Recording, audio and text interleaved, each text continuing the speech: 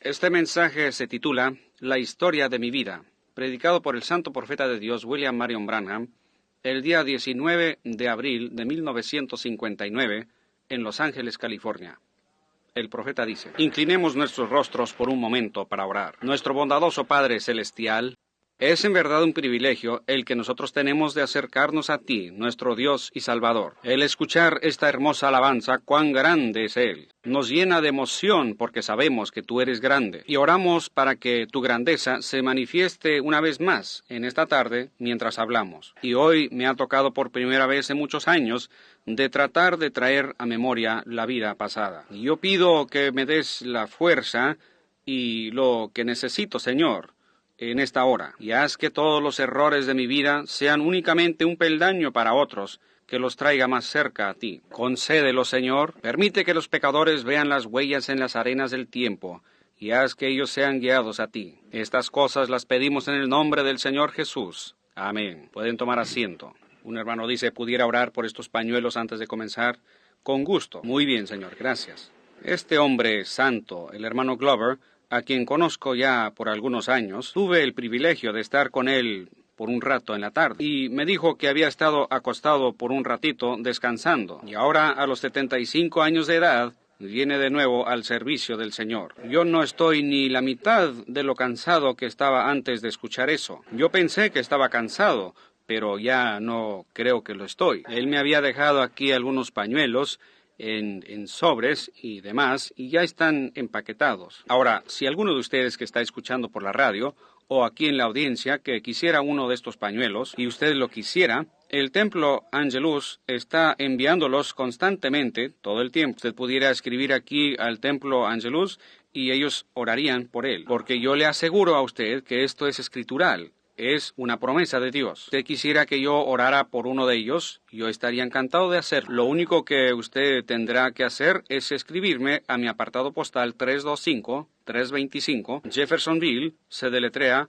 Jeffersonville, Jeffersonville, Indiana. O si usted no recuerda el apartado postal, escriba únicamente Jeffersonville. Es una ciudad pequeña con una población como de 35,000 habitantes. Ahí todos me conocen, así que nos encantaría orar por un pañuelo y luego enviárselo a usted. Y ahora hemos tenido un gran éxito haciendo esto, porque usted recibirá a la vez una pequeña carta. Y hay gente alrededor del mundo que oran diariamente a las 9 de la mañana y a las 12 en punto, y a las 3 de la tarde en punto. Y usted puede imaginarse a qué horas de la noche se tienen que levantar al otro lado del mundo para hacer esta oración. Entonces, si estos miles de personas están elevando oraciones a Dios al mismo tiempo por este ministerio, por sus enfermedades, Dios no puede rechazar eso. Así que nosotros, como dije, no tenemos programas, no estamos deseando ni un centavo de dinero. Nosotros solamente, si podemos ayudarles, para eso estamos aquí. Y permítanos. Alguien está trayendo otro montón de pañuelos. Ahora, si usted no tiene un pañuelo que quiera enviar, bueno, entonces de todas maneras escriba. Si usted no lo necesita por ahora, entonces guárdelo en su Biblia en el libro de los Hechos, el capítulo 19. Lo que usted va a recibir es como un pequeño listón blanco, el cual se le enviará, y las instrucciones de cómo confesar primeramente sus pecados. Y, gracias, cómo confesar sus pecados. Uno nunca debería de tratar de obtener algo de parte de Dios sin primero estar bien con Él. ¿Ven? Y en esto se le instruye a llamar a sus vecinos y a su pastor. Si usted tiene algo en su corazón en contra de alguien, vaya y arregle eso primero y luego regrese. Y luego ore y tenga una reunión de oración en su hogar y préndase este pañuelito por dentro de su ropa y crea en Dios. Y a esas mismas 3 horas diariamente habrá gente alrededor del mundo orando. Una cadena de oración alrededor del mundo. Y ahora, esto es suyo, absolutamente gratis, solo escríbanos. Y ahora no les estaremos escribiendo para importunarlos o para anunciarles algún programa que tenemos. Nosotros queremos que apoyen el programa, pero nosotros no tenemos ninguno para que lo respalden. ¿Ven? Así que no es para conseguir sus direcciones, es solamente un servicio y un ministerio del Señor que nosotros estamos tratando de llevar a cabo. Ahora, inclinemos nuestros rostros, y si ustedes están escuchando por la radio y tienen sus pañuelos allí, Solamente pongan sus manos en ellos mientras oramos. Bondadoso Señor, traemos delante de ti estos pedacitos de tela. Algunos de ellos tal vez parezcan ser porciones de chalequitos de un niño, o de una pequeña camiseta, o tal vez de un pequeño par de botitas, o algo. Pañuelitos que van al enfermo y al afligido. Señor, esto lo hacemos de acuerdo a tu palabra, porque leemos en el libro de los Hechos que ellos tomaban del cuerpo de tu siervo Pablo pañuelos y delantales, porque ellos creían que tu espíritu estaba en ese hombre, y espíritus inmundos salían de la gente, y aflicciones y enfermedades los dejaban, porque ellos creían. Y nosotros nos damos cuenta, Señor, que no somos San Pablo, pero sabemos que tú todavía eres Jesús, y rogamos que tú honres la fe de esta gente. Una vez se dijo que cuando Israel, tratando de obedecer a Dios, fue atrapado en una trampa, el mar por delante, las montañas a sus lados, y el ejército de Faraón acercándose por atrás. Y alguien dijo que Dios miró a través de esa columna de fuego, con ojos de ira, y el mar se atemorizó y dividió sus aguas y formó un camino para que Israel cruzara hacia la tierra prometida. Oh Señor, mira otra vez cuando estas porciones de tela sean puestas sobre los cuerpos enfermos en conmemoración de tu palabra viviente, y haz que las enfermedades se atemoricen. Mira a través de la sangre de tu Hijo Jesús, quien murió por esta expiación, y que el enemigo se atemorice y se aparte, para que estas personas puedan afirmarse en la promesa. Pues por sobre todas las cosas, es tu deseo, que nosotros prosperemos en salud. Concédelo, Padre, porque los enviamos con esa actitud en nuestro corazón. Y ese es nuestro objetivo. Los enviamos en el nombre de Jesucristo. Amén. Gracias, hermano Glover. Gracias, Señor. Ahora, siendo esta noche la clausura de esta parte del avivamiento, yo no sé si va a ser transmitida por radio o no, pero quisiera decir, si no, a la audiencia de la radio, que esta ha sido una de las reuniones más hermosas que yo he tenido en muchos años. Ha sido una reunión de lo más cooperativa, sólida, sana y de lo más amorosa en la cual yo he estado en mucho tiempo. Un hermano dice, estaremos transmitiendo hasta las 4:15, hermano. Ellos le están escuchando por todo el sur de California hasta las islas y en los barcos. Hemos recibido mensajes de ellos, así que usted tiene una gran audiencia, miles y miles de radioescuchas. Gracias, eso está muy bien. Estoy contento de escuchar eso. Dios les bendiga a todos. En verdad, siempre he tenido un lugar especial en mi corazón para el Templo Angelus, porque separa por el Evangelio completo de Jesucristo. Y ahora pareciera ser más personal para mí. Parece que después de conocer a cada uno y ver su espíritu tan fino, parece que me estoy identificando más con ustedes que antes. Dios les bendiga es mi oración.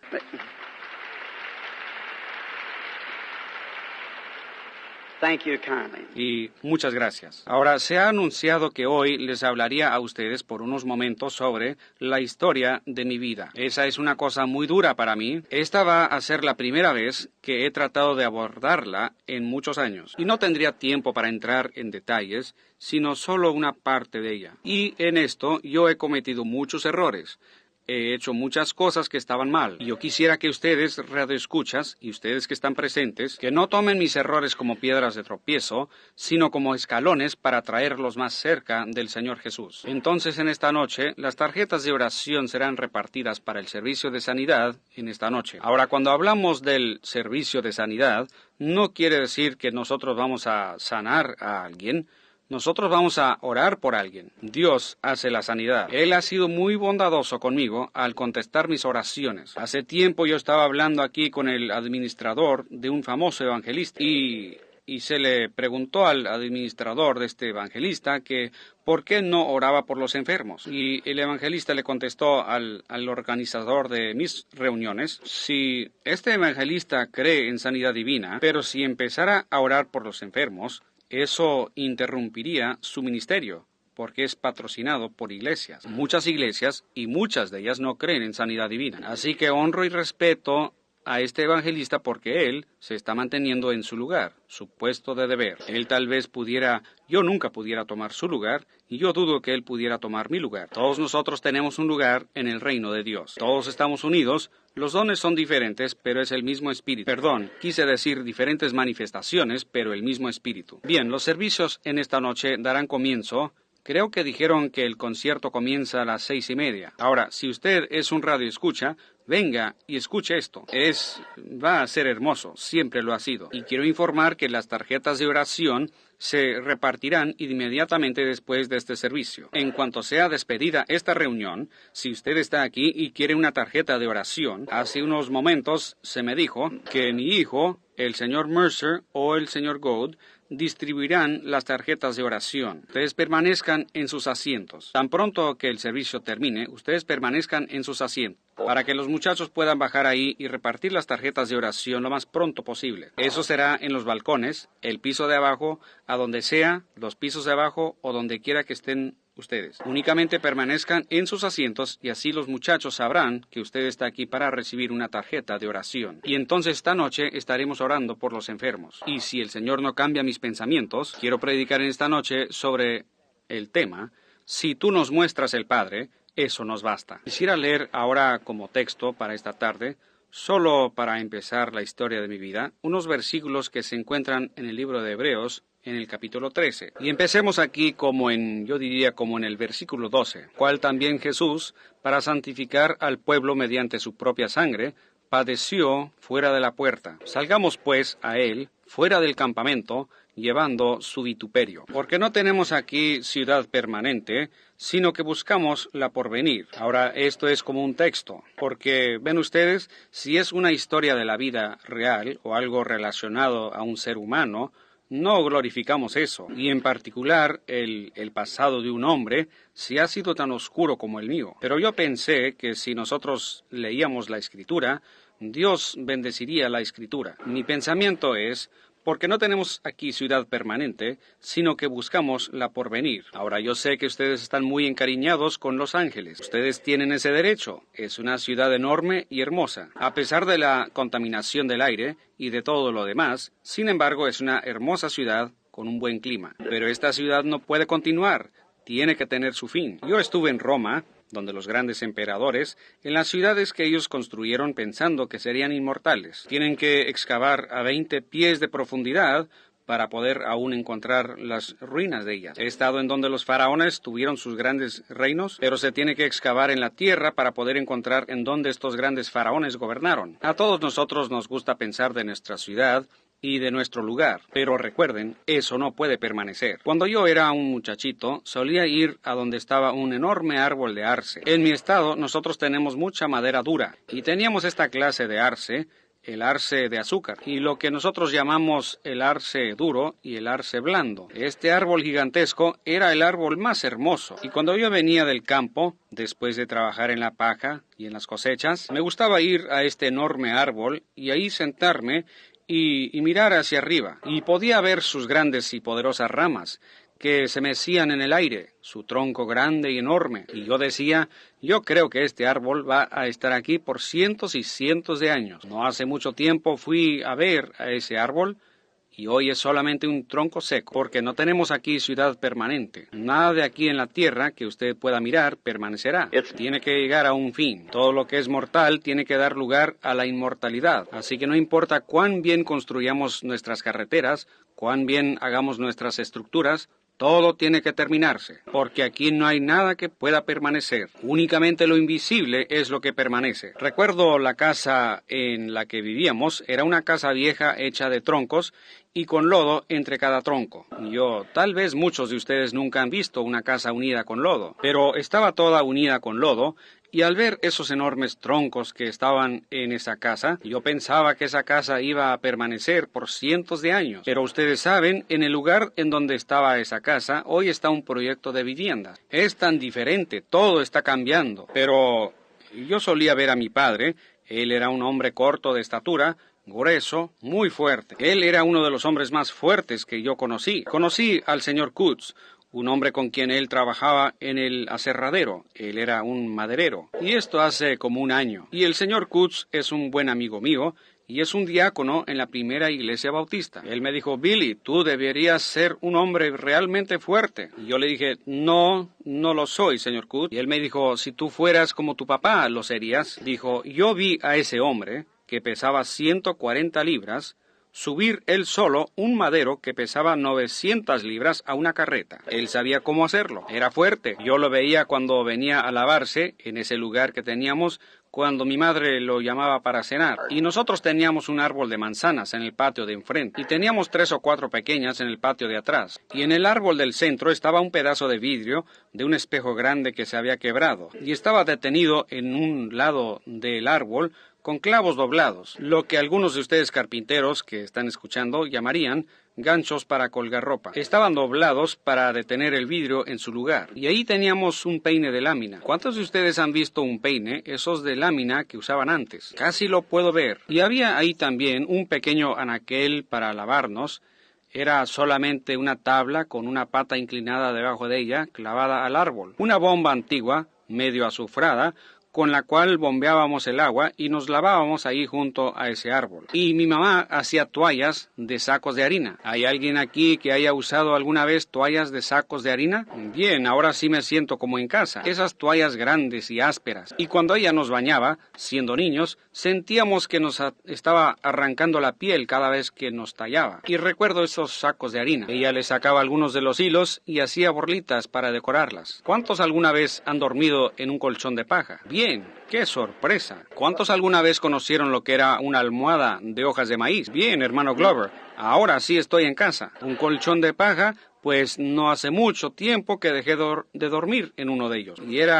Y se duerme muy bien, fresco. Y en el tiempo de invierno sacaban la cama de plumas para dormir. Ustedes saben. Tenían que poner un pedazo de lona encima de nosotros porque la nieve soplaba a través de las hendiduras de la casa, ustedes saben, en donde las tablillas se habían levantado, ustedes saben, y la nieve se metía por ahí. Yo recuerdo eso muy bien. Y papá tenía una brocha de afeitar. Yo sé que esto los va a sorprender a ustedes. Estaba hecha de hojas de maíz, una brocha para afeitar hecha de hojas de maíz. Él tomaba el jabón de lejía que mi madre había hecho, lo arreglaba y se lo ponía en su cara con esa brocha hecha de hojas de maíz y se afeitaba con una navaja de peluquero. Y los domingos él tomaba los pedazos de papel y se los metía alrededor de su cuello. Entonces usaban cuellos de celuloide y se lo ponía alrededor del cuello, así de esta manera, para impedir que el jabón le tocara el cuello de su camisa. ¿Han visto que se haga eso alguna vez? Pues vaya. Recuerdo que había un pequeño manantial allá abajo,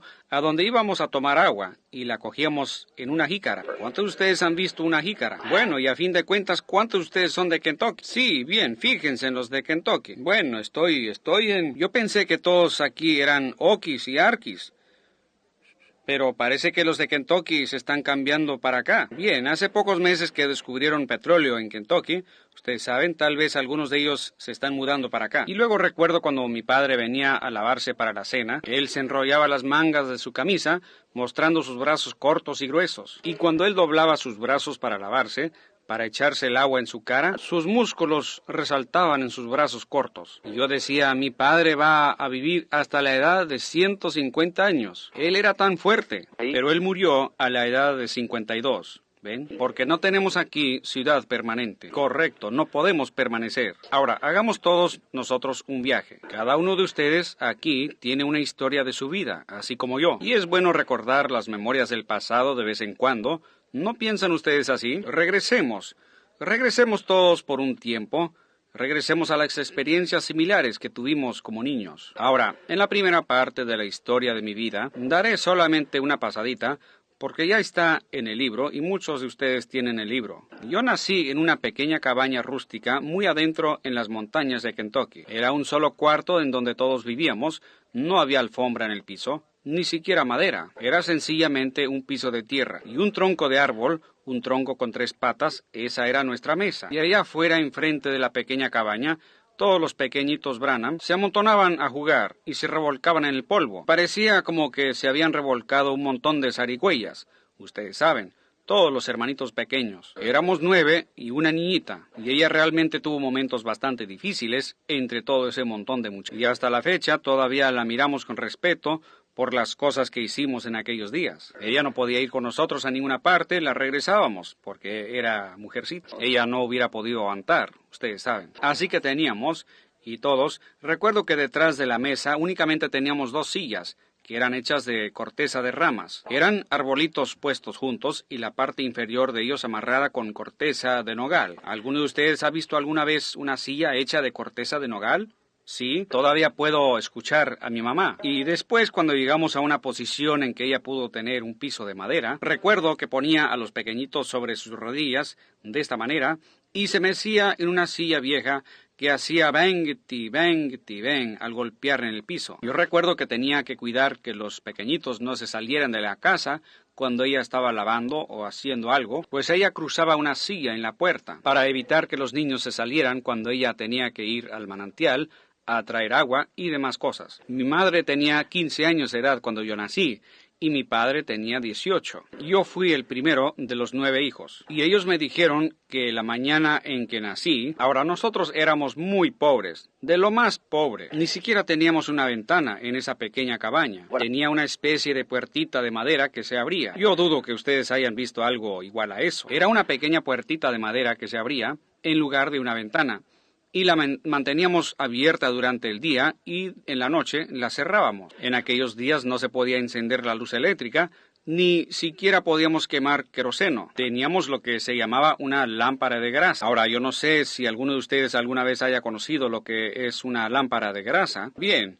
¿Qué es lo que usted alguna vez han comprado, quemado ustedes un nudo de pino? Lo único que tiene que hacer es coger un nudo de pino y prenderlo y ponerlo sobre una tapadera y dejarlo que se queme. Y eso humeaba un poquito, pero de todas maneras no tenían muebles que se fueran a ahumar, así que solo la cabaña se ahumó. El humo salía bien porque era un techo alto y por ahí podía salir.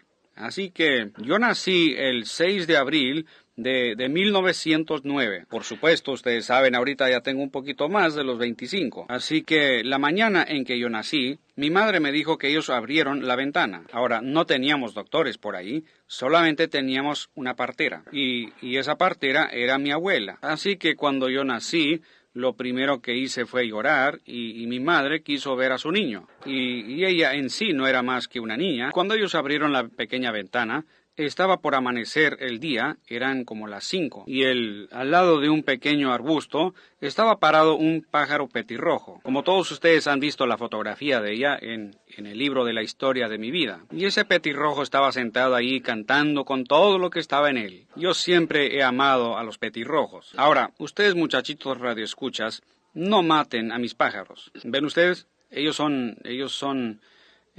mis pájaros. ¿Alguna vez han escuchado ustedes la leyenda del petirrojo, de cómo adquirió su pecho rojo? Voy a detenerme aquí por un momento. ¿Cómo obtuvo él su pecho rojo?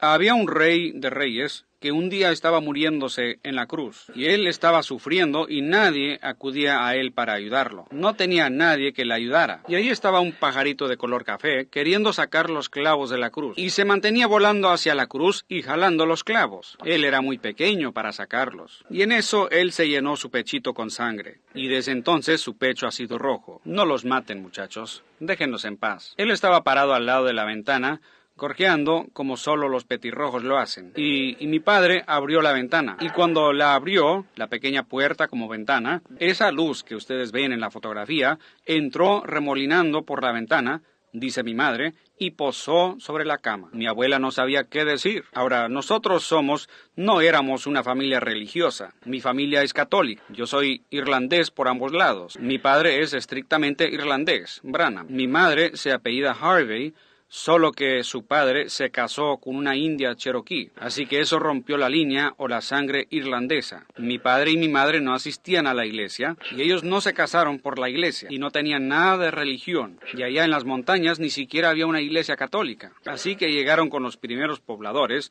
vinieron 2 Branham, y de ellos salió toda la generación de los Branham.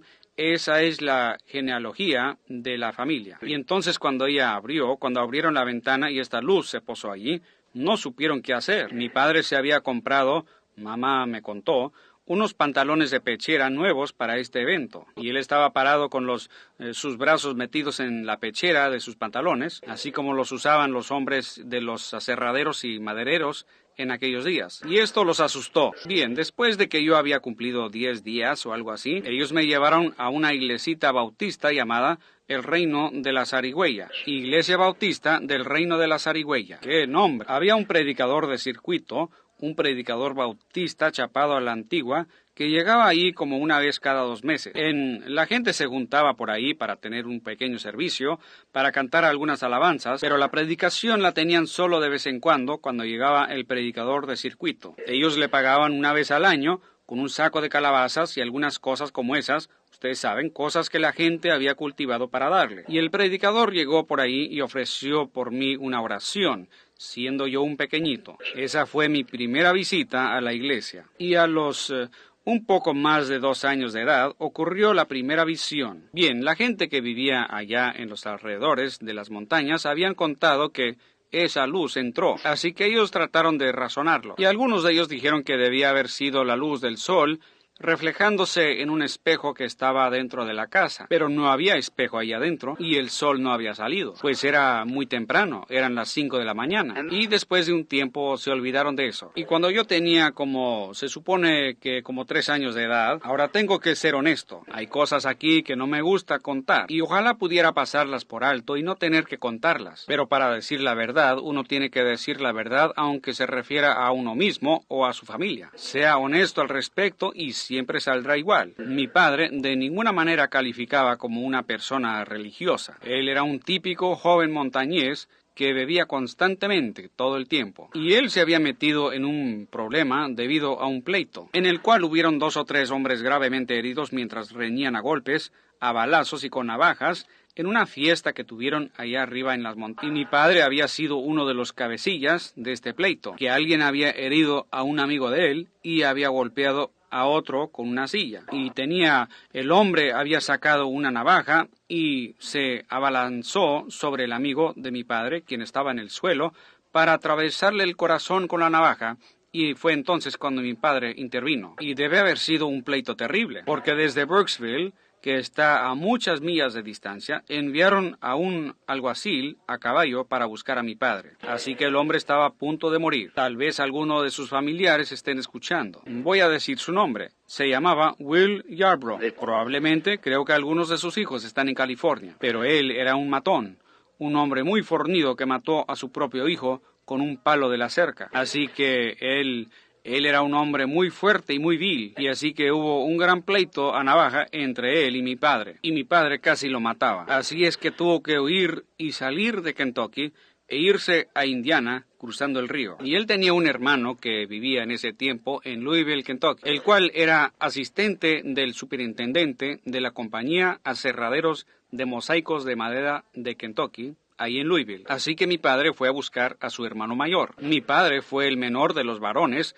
en una familia de 17 hijos. Así que él fue a buscar a su hermano mayor. Y allá se quedó por casi 1 año. Él no podía regresar porque la ley lo andaba buscando. Y luego cuando tuvimos noticia de él por carta, firmada con otro nombre, pero él le había dicho a mi madre cómo sería que él se comunicaría con ella. Detrás de esta pequeña cabaña, recuerdo que teníamos un manantial, y durante ese tiempo, después que hay 11 meses de diferencia entre yo y mi hermano que me sigue, y él todavía estaba gateando, y yo tenía una roca grande en mi mano, y yo estaba tratando de mostrarle a él cuán fuerte podía arrojar la roca en el lodo que se había formado con el agua que brotaba del manantial y se había desparramado en la tierra. Y escuché a un pájaro que estaba cantando arriba en un árbol. Y al mirar hacia arriba para ver ese árbol, el pájaro voló. Y en esos momentos una voz me habló. Ahora yo sé que ustedes piensan que yo no podría pensar ni recordar eso, pero el Señor Dios, quien es el juez de la tierra y de los cielos,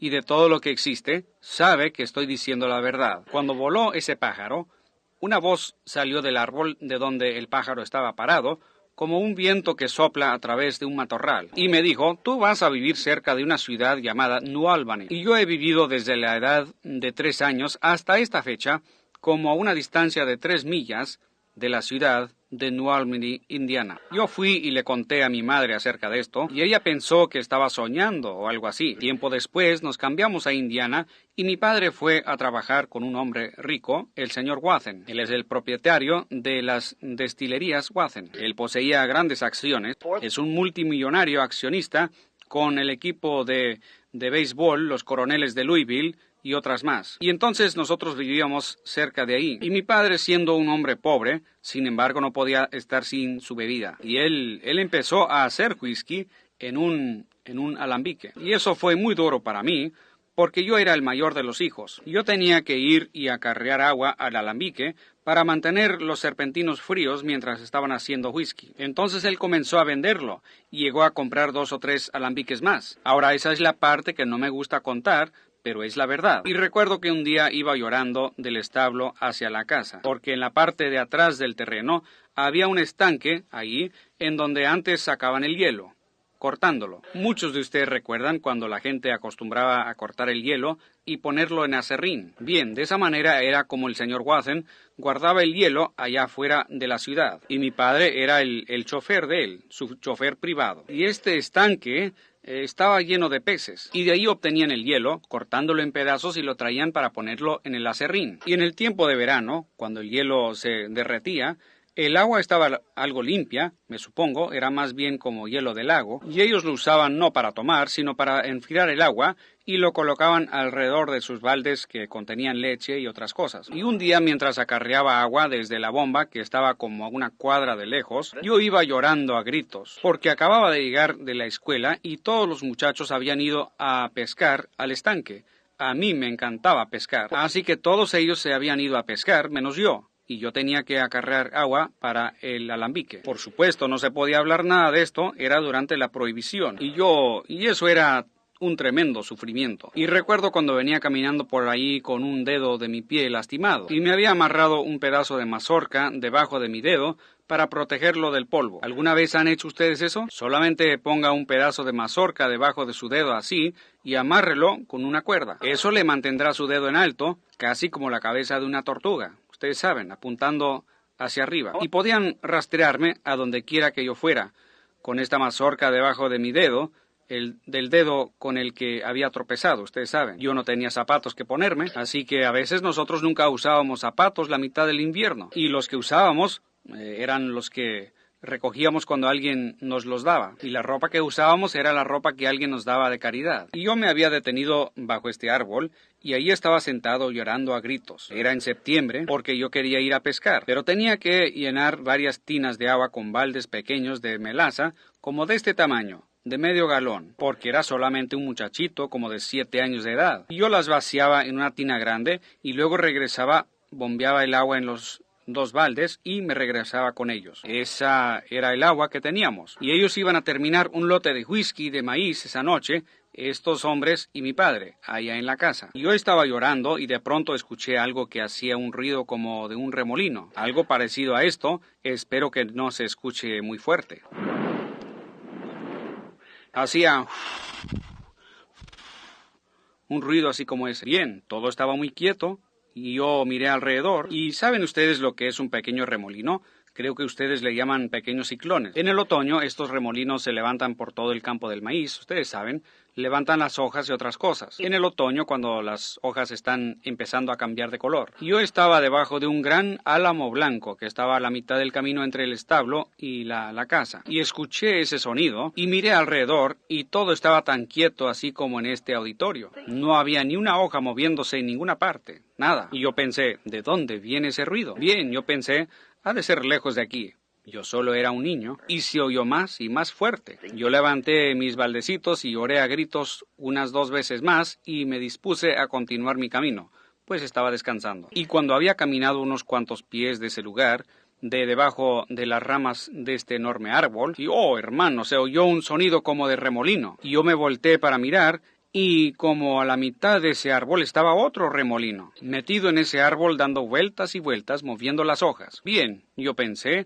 no hay nada extraño acerca de eso porque es la época del año. En el otoño, cuando vienen esos remolinos, nosotros les llamamos remolinos, y ellos levantan polvo. Ustedes los han visto en el desierto haciendo eso. Es la misma cosa. Así que lo observé, pero no se iba. Generalmente es un soplido que dura un momento y luego se va. Pero ya había estado ahí por 2 minutos o más. Bien, yo empecé a caminar de nuevo y volteé para mirar aquello otra vez. Y cuando lo hice, una voz humana tan clara como la mía me dijo, nunca bebas, ni fumes, ni deshonres tu cuerpo en ninguna forma. habrá una obra para ti cuando tengas mayor edad. Eso me asustó mucho. Pudieran ustedes imaginarse cómo se sentiría un muchachito. Yo dejé caer los baldes y corrí hacia la casa lo más rápido que podía, gritando con todo lo que daba mi voz. Y en esa región habían víboras, cabeza de cobre, y son muy venenosas. Y mi madre, que venía por el lado del jardín a encontrarme, pensó que tal vez había pisado una víbora de cabeza de cobre y ella corrió hacia mí. Yo brinqué a sus brazos, gritando, abrazándola y besándola, y ella me preguntó,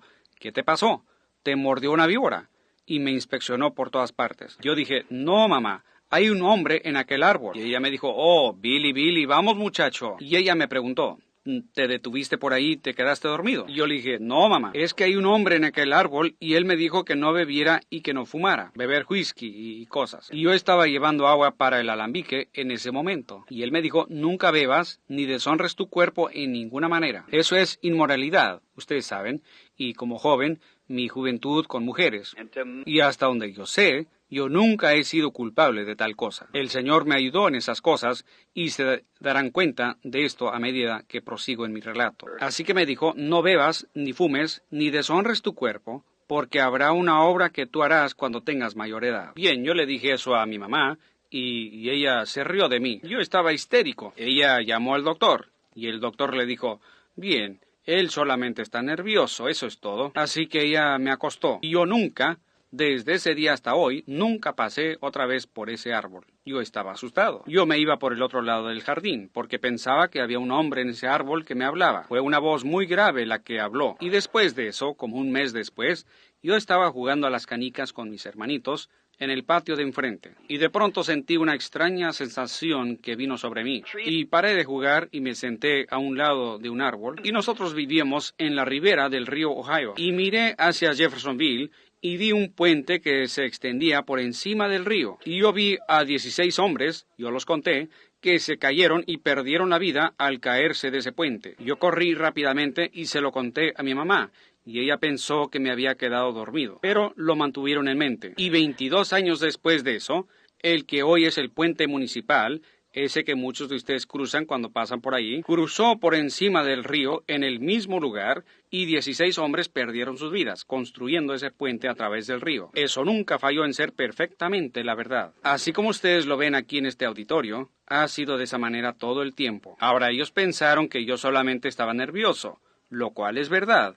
Yo soy una persona nerviosa. Y si alguna vez han notado, la gente que se inclina a ser espiritual son nerviosos. Fíjense en los poetas y los profetas. Miren a William Cowper, que escribió esa famosa alabanza, hay una fuente sin igual de sangre de Manuel. ¿Alguna vez ustedes conocen ese himno? Me paré junto a su tumba no hace mucho tiempo. El hermano Julius, creo yo, sí, es correcto, él estuvo con nosotros cuando estuvimos allá junto a su tumba, y allí, después que él escribió esa alabanza, la inspiración lo dejó, y él anduvo buscando el río para suicidarse. ¿Ven? El espíritu lo había dejado. Y la gente como los profetas y autores, y es decir, quise decir los profetas. Miren a Elías cuando él se paró en la montaña y pidió que el fuego descendiera del cielo, y pidió que la lluvia descendiera del cielo. Pero cuando el espíritu lo dejó, él corrió ante la amenaza de una mujer, y Dios lo encontró arrinconado en una cueva 40 días después. Miren a Jonás, con suficiente inspiración cuando el Señor lo había ungido para predicar en Nínive, tal grado que toda una ciudad que era como el del tamaño de San Luis, se arrepintió en saco y ceniza. Y después que el espíritu lo dejó, ¿qué le pasó? Lo encontramos arriba de la montaña, después que el espíritu lo dejó, orando para que Dios le quitara la vida. Y ven ustedes, es inspiración. Y cuando estas cosas suceden, le hacen algo a uno. Y recuerdo que fui creciendo, llegué a ser un joven. Me apuraré para terminar en unos momentos más. Cuando llegué a ser un joven, tenía ideas como todo hombre joven. Yo, asistiendo a la escuela, yo veía a las jovencitas. Ustedes saben. Yo era muy tímido, y ustedes saben. Y finalmente me conseguí una amiguita, como todos los jóvenes, como de 15 años de edad, me imagino. Y así que, ella era bonita. Tenía ojos como de una paloma, y tenía dientes como perlas, y el cuello como un cisne. Ella era realmente bonita. Y otro joven, nosotros éramos amigos. Así que él consiguió el automóvil de su papá, un Ford modelo T, e hicimos una cita con nuestras amigas. Las íbamos a sacar a pasear en el automóvil. Teníamos suficiente para comprar 2 galones de gasolina. Teníamos que levantar la rueda de atrás para echarlo a andar con la manivela. Yo no sé si ustedes recuerdan eso o no. Ustedes saben ponerlo en marcha con una manivela, pero todo nos había salido muy bien. Yo traía unos cuantos 5 en mi bolsillo y paramos en un lugar y compramos. Se podía comprar un emparedado de jamón por 5 centavos, así que, yo era rico y pude comprar 4, ¿ven? Y después que comimos los emparedados y nos tomamos las Coca-Colas, fui a devolver las botellas. ¿Y cuál sería mi sorpresa? Que al salir de la tienda, las mujeres apenas habían empezado a caer de la gracia en ese tiempo, o más bien de su feminidad. Mi palomita estaba fumando un cigarrillo. Pues yo siempre he tenido mi opinión de una mujer que fuma un cigarrillo, y nunca la he cambiado para nada desde ese tiempo hasta hoy, correcto. Es la cosa más baja que ella puede hacer, y eso es exactamente la verdad. Y yo pensé... Ahora, la compañía cigarrera pudiera hacerme una demanda por esto, pero déjenme decirles a ustedes, esa es una artimaña del diablo. Es el asesino y el sabotaje más grande que tiene esta nación. Yo preferiría que mi hijo fuera un borracho a que fuera un fumador. Eso es la verdad. Yo preferiría ver a mi esposa tirada en el suelo, borracha, que verla con un cigarrillo. Así es como... Ahora, este Espíritu de Dios que está conmigo... Si ese es el Espíritu de Dios, como ustedes pudieran dudar, ustedes que fuman cigarrillos tienen muy poca oportunidad cuando llegan allá, porque eso solo cada vez ustedes lo han notado en la plataforma, como él lo condena. Es una cosa horrible. Apártense de eso. Señoras, si ustedes han sido culpables de eso, por favor, en el nombre de Cristo, apártense de eso. Eso las destruye a ustedes, las matará. Eso es un cáncer por furgones repleto. Los médicos tratan de prevenirles, y entonces, ¿cómo es que les pueden vender esa cosa? Si usted fuera a la farmacia y dijera... quiero comprar 50 centavos de cáncer, pues vendrían por ellos y los meterían a la cárcel. Pero cuando usted compra 50 centavos de cigarrillos, usted está comprando la misma cosa. Los médicos dicen eso. Esta nación loca por el dinero. Es una lástima. Eso es un asesino. Ha sido probado. Bien, entonces cuando yo vi a esa muchachita bonita pasándose de lista, con un cigarrillo en su mano, por poco acabó conmigo, porque yo pensé realmente que la amaba. Y pensé, pues... Ahora, a mí me llaman odiador de mujeres, ustedes saben eso, porque yo siempre estoy en contra de las mujeres, pero no contra ustedes, hermanas. Yo estoy en contra de la manera en que actúan las mujeres modernas, correcto. A las mujeres buenas las debemos de animar, pero recuerdo cuando el alambique de mi padre estaba allá en aquel lugar funcionando, yo tenía que estar ahí con agua y cosas, y ahí veía jovencitas no mayores de 17 o 18 años de edad, con hombres de la edad que ahora tengo, borrachas, y tenían que darles a ellas café negro para despejarlas, para que pudieran llegar a sus casas a hacerles la cena a sus maridos, o algo como eso. Y yo dije, esto fue lo que dije en ese entonces. Ellas ni siquiera merecen una bala limpia para matarlas. Correcto. Y yo odiaba a las mujeres, es verdad. Y ahora tengo que tener mucho cuidado para no seguir pensando de la misma manera. Pero ahora, una buena mujer es una joya en la corona de un hombre. Ella debería ser honrada. Mi madre es una mujer. Mi esposa también, y ellas son adorables. Y yo tengo miles de hermanas cristianas a quienes yo respeto en grande manera. Pero si ellas pueden respetar lo que Dios las hizo, madres y verdaderas reinas, está bien. Ella es una de las mejores cosas que Dios le pudiera dar al hombre, una esposa. Después de salvación, una esposa es la mejor cosa si ella es una buena esposa. Pero si ella no es, Salomón dijo, una buena mujer es como una joya en la corona de un hombre, pero una vulgar o que no es buena es como agua en su sangre. Y eso es verdad, es la peor cosa que pudiera suceder. Así que una buena mujer, si usted tiene una buena esposa, hermano, usted debería de respetarla lo más que pudiera. Correcto, usted debería hacer eso. Una real mujer. Ustedes niños, si ustedes tienen una real madre que se queda en el hogar y trata de cuidarlos a ustedes, manteniendo sus ropas limpias, enviándolos a la escuela, enseñándoles de Jesús, ustedes debieran de honrar a esa dulce madre con todo lo que está en ustedes. Ustedes deberían de respetar a esa mujer, sí señor, porque ella es una madre verdadera. La gente habla acerca del analfabetismo que hay en las montañas de Kentucky. Ustedes lo ven en las caricaturas de montañeses. Algunas de esas madres antiguas de allá pudieran venir aquí a Hollywood y enseñarles a ustedes, madres modernas, cómo criar a sus hijos. Usted deje que la hija de ella llegue una noche con su pelo todo despeinado y sus labios, ¿cómo le llaman ustedes a eso? Ese maquillaje que se ponen en sus caras, y con su vestido todo torcido para un lado, y que se haya estado fuera toda la noche, borracha. Hermano, ella cogería una de las ramas de la parte más alta del árbol del nogal, y su hija nunca más volvería a salir. Déjenme decirles, y si ustedes tuvieran un poquito más de eso, tuvieran un mejor Hollywood por aquí y una mejor nación. Correcto, es la verdad. Tratar de ser moderna.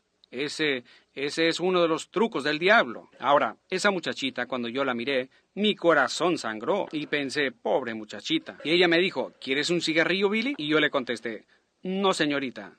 Dije, yo no fumo. Ella dijo, ahora tú dijiste que no bailas. Ellos querían que fuera a un baile y yo no quise. Ellos dijeron que había un baile en lo que se llamaba el jardín del sicómoro. Y yo dije, no, yo no bailo. Ella dijo, ahora tú no bailas, no fumas, no tomas, ¿cómo te diviertes? Yo le contesté, a mí me gusta pescar y cazar. Eso no le interesó a ella, así que me dijo, toma este cigarrillo. Y yo le dije, no, señorita, gracias, yo no fumo. Yo estaba parado en el guardafango. Los Ford antiguos tenían un estribo para subirse, ustedes recuerdan. Y yo estaba parado en ese guardafango y habíamos estado sentados ella y yo en el asiento de atrás. Y ella me dijo, ¿quieres decir que no te fumarás un cigarrillo? Dijo, nosotros las mujeres tenemos más valor que tú. Y le contesté, no, señorita, yo no tengo ganas de hacerlo. Y ella me dijo, tú eres un afeminado. Oh, hermano. Y yo quería ser el gran malvado Bill, así que yo no quería tener nada de afeminado, ¿ven? Yo quería ser un boxeador profesional. Esa era mi idea para mi vida. Así que dije, afeminado, afeminado. Yo no pude soportar eso. Y yo le dije, dámelo. Con mi mano extendida para cogerlo, dije, yo le voy a mostrar a ella si soy afeminado o no. Cogí el cigarrillo y empecé a encender el cerillo. Ahora, yo sé que yo no soy responsable por lo que ustedes piensen.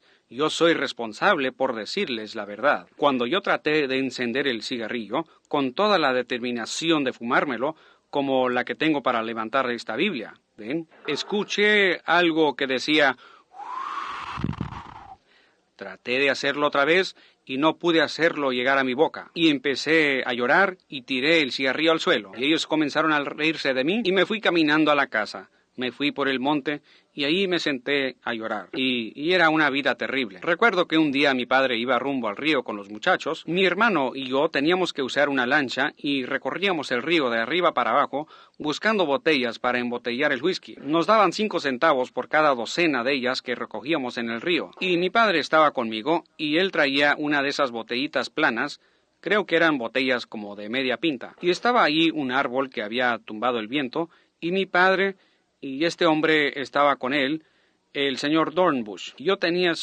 Él tenía una buena lancha, y yo quería quedar bien con él porque quería usar su lancha. La de él tenía un buen timón, y la mía ni siquiera tenía timón. Nosotros usábamos tablas viejas para remar, y si él me dejaba usar esa lancha, él era soldador, y él le había hecho los alambiques a mi padre. Así que ellos se sentaron a horcadas en ese árbol, y mi padre sacó de su bolsillo de atrás una botellita plana de whisky, y le ofreció un trago, y él se la regresó a mi padre, y él tomó un trago, y la puso en un retoñito que estaba en un lado del árbol. Y el señor Dornbush la levantó, y me dijo, aquí tienes, Billy. Y yo le dije, gracias, yo no tomo. Y él dijo, ¿un Branham? ¿Y no tomas? Casi todos ellos murieron con sus botas puestas. Así que dijo, ¿un Branham? ¿Y no tomas? Yo dije, no, señor. No, dijo mi padre, crié un afeminado. Mi padre me estaba diciendo afeminado. Yo dije, dame esa botella. Y le quité el tapón y estaba determinado a tomar. Y cuando empecé a empinarla, yo le regresé la botella y corrí tan rápido como pude por el campo, llorando. Algo no me dejaba hacerlo.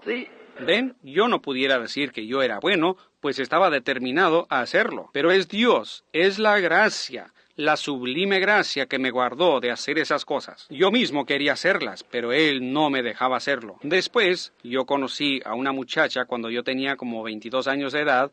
Ella era una dulzura. Era una muchacha que asistía a la iglesia, una luterana alemana. Su nombre era Brombach, Brumbach. Proviene del apelativo Brumbaugh. Y ella era una buena muchacha. Ella no fumaba ni tomaba, ella ni bailaba ni hacía otras cosas. Era una buena muchacha. Salí con ella por un tiempo y en ese entonces yo tendría como unos 22 años. Yo había ganado suficiente dinero y me compré un automóvil Ford viejito. Y salíamos a pasearnos. Así que en ese tiempo no había una iglesia luterana que estuviera cerca. Se habían cambiado de Howard Park. Y allí había un ministro, el que me ordenó a mí en la iglesia misionera bautista, el doctor Roy Davis, hermana Upshaw, el mismo que envió al hermano Upshaw a mí, o que le habló acerca de mí, el doctor Roy Davis. Y así que él estaba predicando y tenía la primera iglesia bautista, creo que no era la primera iglesia bautista, sino que era la misión llamada Iglesia Misionera Bautista en Jeffersonville. Y él estaba predicando en ese tiempo, en ese lugar. Y nosotros íbamos a la iglesia de noche y nos regresábamos. Y yo nunca me uní a la iglesia, pero me gustaba ir con ella, porque el pensamiento principal era ir con ella. Vale más que sea honesto, así que yendo con ella. Y un día ella provenía de una buena familia. Y yo empecé a pensar, yo no debería quitarle el tiempo a esta muchacha. No está bien, que ella es una buena muchacha. Y yo soy pobre, mi padre se había enfermado, y yo no había manera que yo pudiera sostener a una muchacha como ella, quien estaba acostumbrada a un hogar cómodo, con alfombras finas en el piso. Yo recuerdo la primera alfombra que vi, yo no sabía lo que era. Yo caminé alrededor de ella. Yo pensé que era la cosa más bonita que había visto en mi vida. ¿Cómo pudieron poner algo como esto en el piso? Era la primera alfombra que yo había visto. Era una de esas, creo que les llaman alfombras tejidas. Puede ser que esté equivocado. Es una clase como de mimbre, o algo que se entrelaza y que se pone en el suelo. Tenía verde y rojo y una rosa bonita tejida en el centro.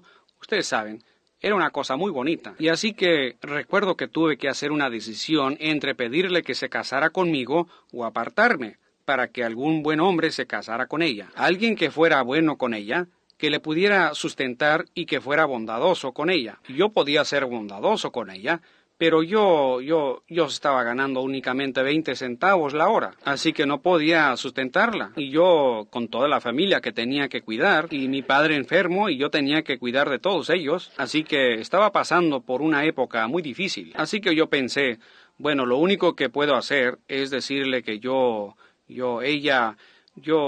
que ya no voy a volver, porque yo la amo demasiado para que destroce su vida y pierda su tiempo conmigo. Y luego pensaba, si alguien pudiera comprometerse y casarse con ella y hacer un hogar amoroso. Y tal vez si no pudiera casarme con ella, al menos yo pudiera saber que ella era feliz. Así que yo pensé, pero yo no me puedo olvidar de ella. Y yo estaba en una condición desastrosa. Y día tras día yo pensaba acerca de eso, pero yo era muy tímido para pedirle que se casara conmigo. Y cada noche me decidía, le voy a preguntar. Y cuando ¿cómo se llama ese nerviosismo que le da a uno? Todos ustedes, hermanos, probablemente tuvieron la misma experiencia al pasar por eso. Y sentía una sensación muy curiosa.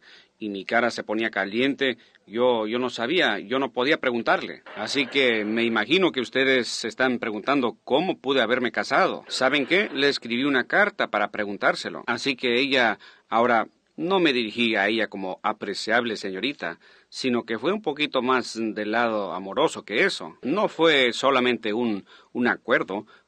Yo la escribí lo mejor que pude. Le tenía un poco de temor a su madre. Su madre era un poquito áspera, pero su padre era un holandés amable, un hombre muy fino. Él era un organizador de la hermandad e ingenieros en el ferrocarril y ganaba como $500 al mes allá en ese tiempo. Y yo ganaba 20 centavos la hora y quería casarme con su hija. Yo sabía que eso no iba a funcionar. Y su madre era ahora ella es una buena mujer y ella era una de esas de alta sociedad, ustedes saben, refinada, ustedes saben. Así que para comenzar, ella no tenía buena opinión de mí. Yo solamente era un simple muchacho del campo, un rancherito. Y ella pensaba que Hope debía de salir con un muchacho de una clase un poquito mejor.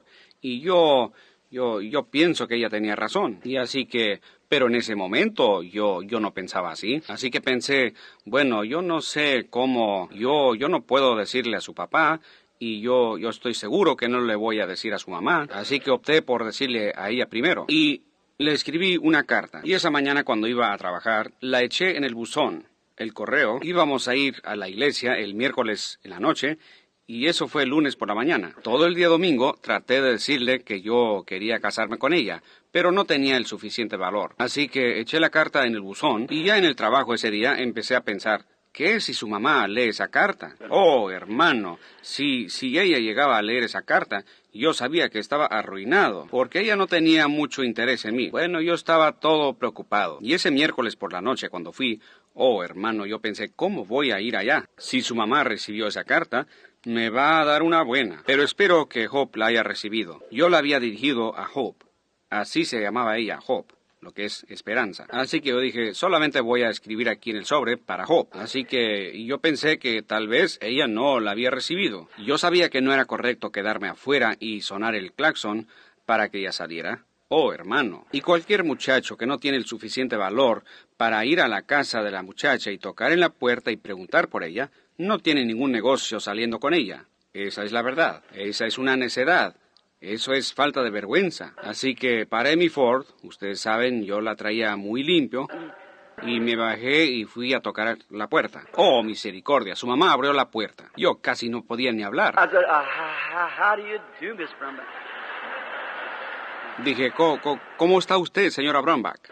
Y ella contestó, ¿cómo estás, William? Yo pensé, William. Y ella me dijo, ¿quieres pasar? Dije, gracias. Entré a la casa, pregunté, ¿ya está lista Hope? Y en ese momento, ahí venía Hope saltando alegremente por la casa. Era solo una niña como de 16 años. Y me dijo, hola, Billy. Y yo le contesté, hola, Hope. ¿Estás lista ya para ir a la iglesia? Le pregunté. Dijo, en un momento. Yo pensé, oh, hermano, ella no la recibió.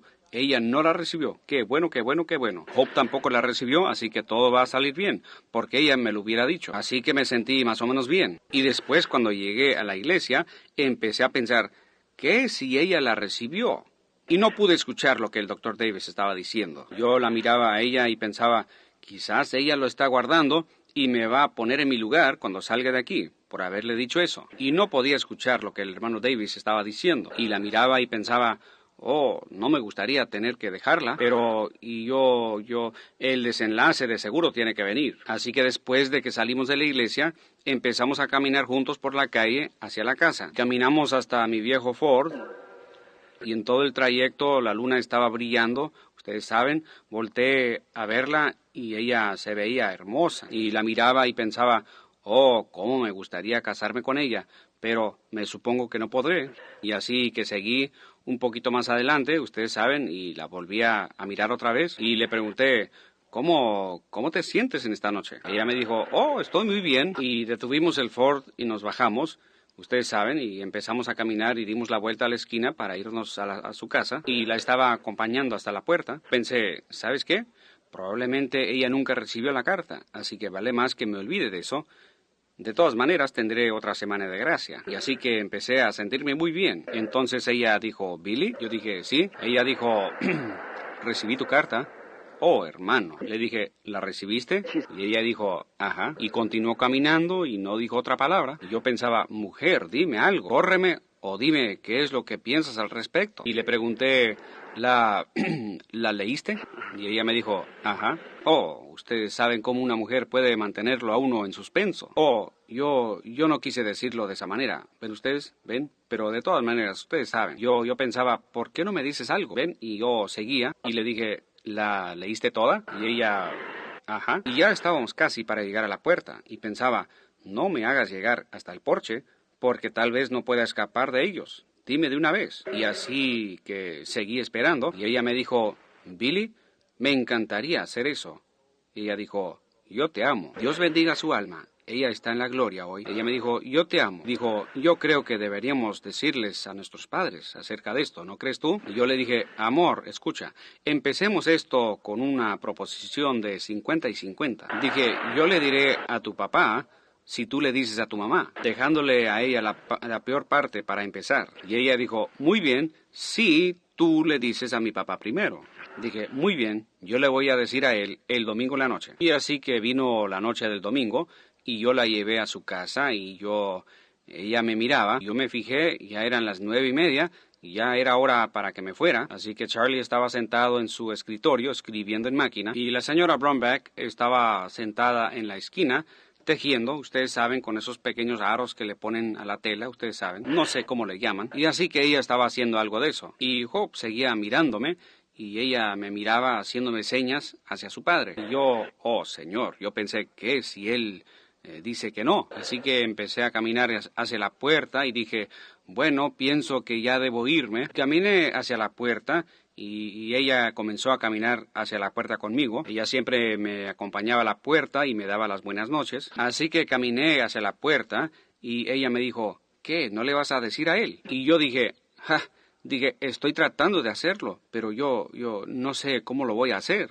Y ella dijo, yo voy a entrar y tú lo llamas a él afuera. Así que ella entró y me dejó ahí parado. Y yo dije, Charlie, él se volteó y me dijo, sí, Bill. Dije, ¿pudiera hablar con usted por un momento? Y él contestó, seguro. Y dio la espalda a su escritorio. La señora Bromback lo miró y miró a Hope y me miró a mí. Y yo dije, ¿pudiera usted salir aquí al porche? Y él me contestó, sí, allá voy. Así que él salió al porche. Yo dije, en verdad es una hermosa noche, ¿verdad? Y él contestó, sí, lo es. Y yo dije, ha estado caluroso. Sí, lo ha estado. Y me miró. Y yo dije, he trabajado muy duro. Usted sabe, aún mis manos tienen callos. Él dijo, te puedes casar con ella, Bill. Oh, señor, te puedes casar con ella. Yo pensé, oh, eso es mucho mejor. Y le dije, ¿lo dice usted en serio, Charlie? Él dijo, yo dije, Charlie, mire, yo sé que ella es su hija y que usted tiene dinero. Y él me agarró de la mano y me dijo, Bill, escucha, el dinero no es todo en la vida humana. Yo le dije, Charlie, yo solo gano 20 centavos la hora, pero yo la amo y ella me ama. Y yo le prometo, Charlie, que yo voy a trabajar tanto para mantenerla hasta que los callos de mis manos se desgasten. Yo voy a ser lo más fiel que pueda con ella. Y él me dijo, yo creo eso, Bill. Y dijo, escucha, Bill, quiero decirte algo. Dijo, tú sabes, felicidad no es siempre necesario tener dinero para ser feliz. Y dijo, solo sé bueno con ella y yo sé que tú lo serás. Yo le dije, gracias, Charlie.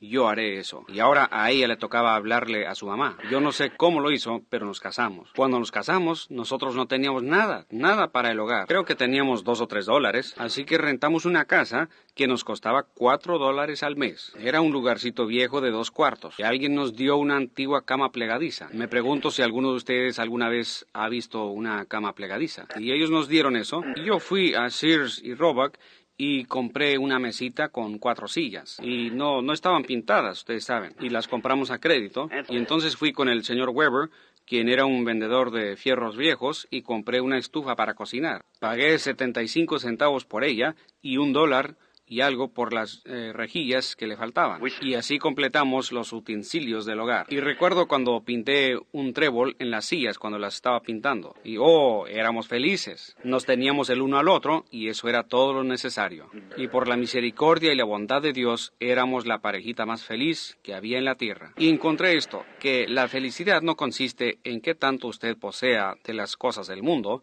sino cuán contento está usted con la porción que le es asignada. Y después de un tiempo, Dios vino y bendijo nuestro pequeño hogar y tuvimos un niñito. Su nombre es Billy Paul y él está aquí en el servicio en estos momentos. Y un tiempecito después de eso, como a los 11 meses, él nos bendijo otra vez con una niñita, a quien llamamos Sharon Rose, tomada del nombre La Rosa de Sarón. Y recuerdo que un día yo había estado ahorrando mi dinero porque iba a tomar unas vacaciones, para ir a pescar a un lugar al lago Paw Paw. Y en mi camino de regreso, y durante ese tiempo, estoy pasando por alto mi conversión. Yo me convertí y fui ordenado por el Dr. Roy Davis en la Iglesia Misionera Bautista. Y llegué a ser un ministro y tenía el tabernáculo en el cual ahora predico en Jeffersonville. Y yo estaba pastoreando la pequeña iglesia y yo sin dinero. Yo pastoreé la iglesia por 17 años y nunca recibí un centavo. Yo no creía en colectar, ni siquiera teníamos un plato de ofrenda en la iglesia. Y los diezmos que yo tenía del trabajo y demás, tenía una cajita en la parte de atrás del edificio que tenía un pequeño letrero en ella que decía, por cuanto has hecho esto a uno de estos mis pequeñitos,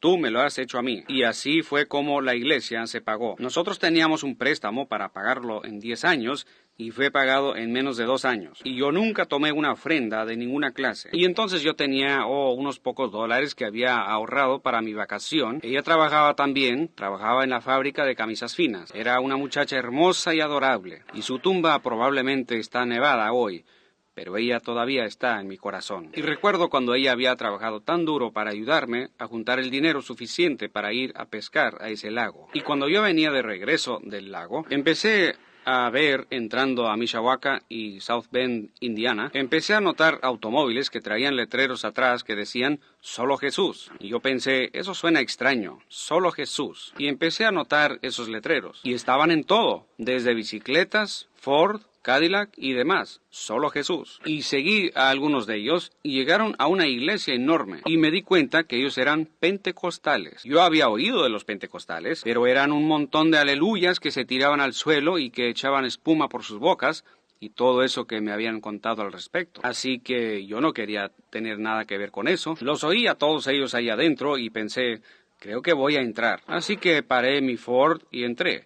Y estaban cantando como usted nunca ha escuchado en su vida. Y me di cuenta que eran 2 grandes iglesias. Una de ellas era la PADJC y la PADW. Muchos de ustedes habrán de recordar esas creo que ahora están unidas y se llaman la Iglesia Pentecostal Unida. Bueno, yo escuché a algunos de sus maestros y ellos estaban ahí, ellos estaban enseñando acerca de Jesús y qué tan grande Él era y cuán grande era todo y acerca de un bautismo del Espíritu Santo. Yo pensé, ¿de qué están hablando? Y después de un rato alguien se paró y empezó a hablar en lenguas. Bueno, yo nunca había escuchado algo como eso en mi vida. Y una mujer ahí empezó a correr tan recio como ella podía. Y entonces todos ellos se pararon y empezaron a correr. Yo pensé, de seguro ellos no saben cómo comportarse en la iglesia. Gritando y comportándose de esa manera, yo pensé, ¿qué clase de gente es esta? Pero ustedes saben, había algo en eso porque mientras más me quedaba, más me gustaba. Había algo que parecía que era muy bueno. Y empecé a observarlos y siguió. Y pensé,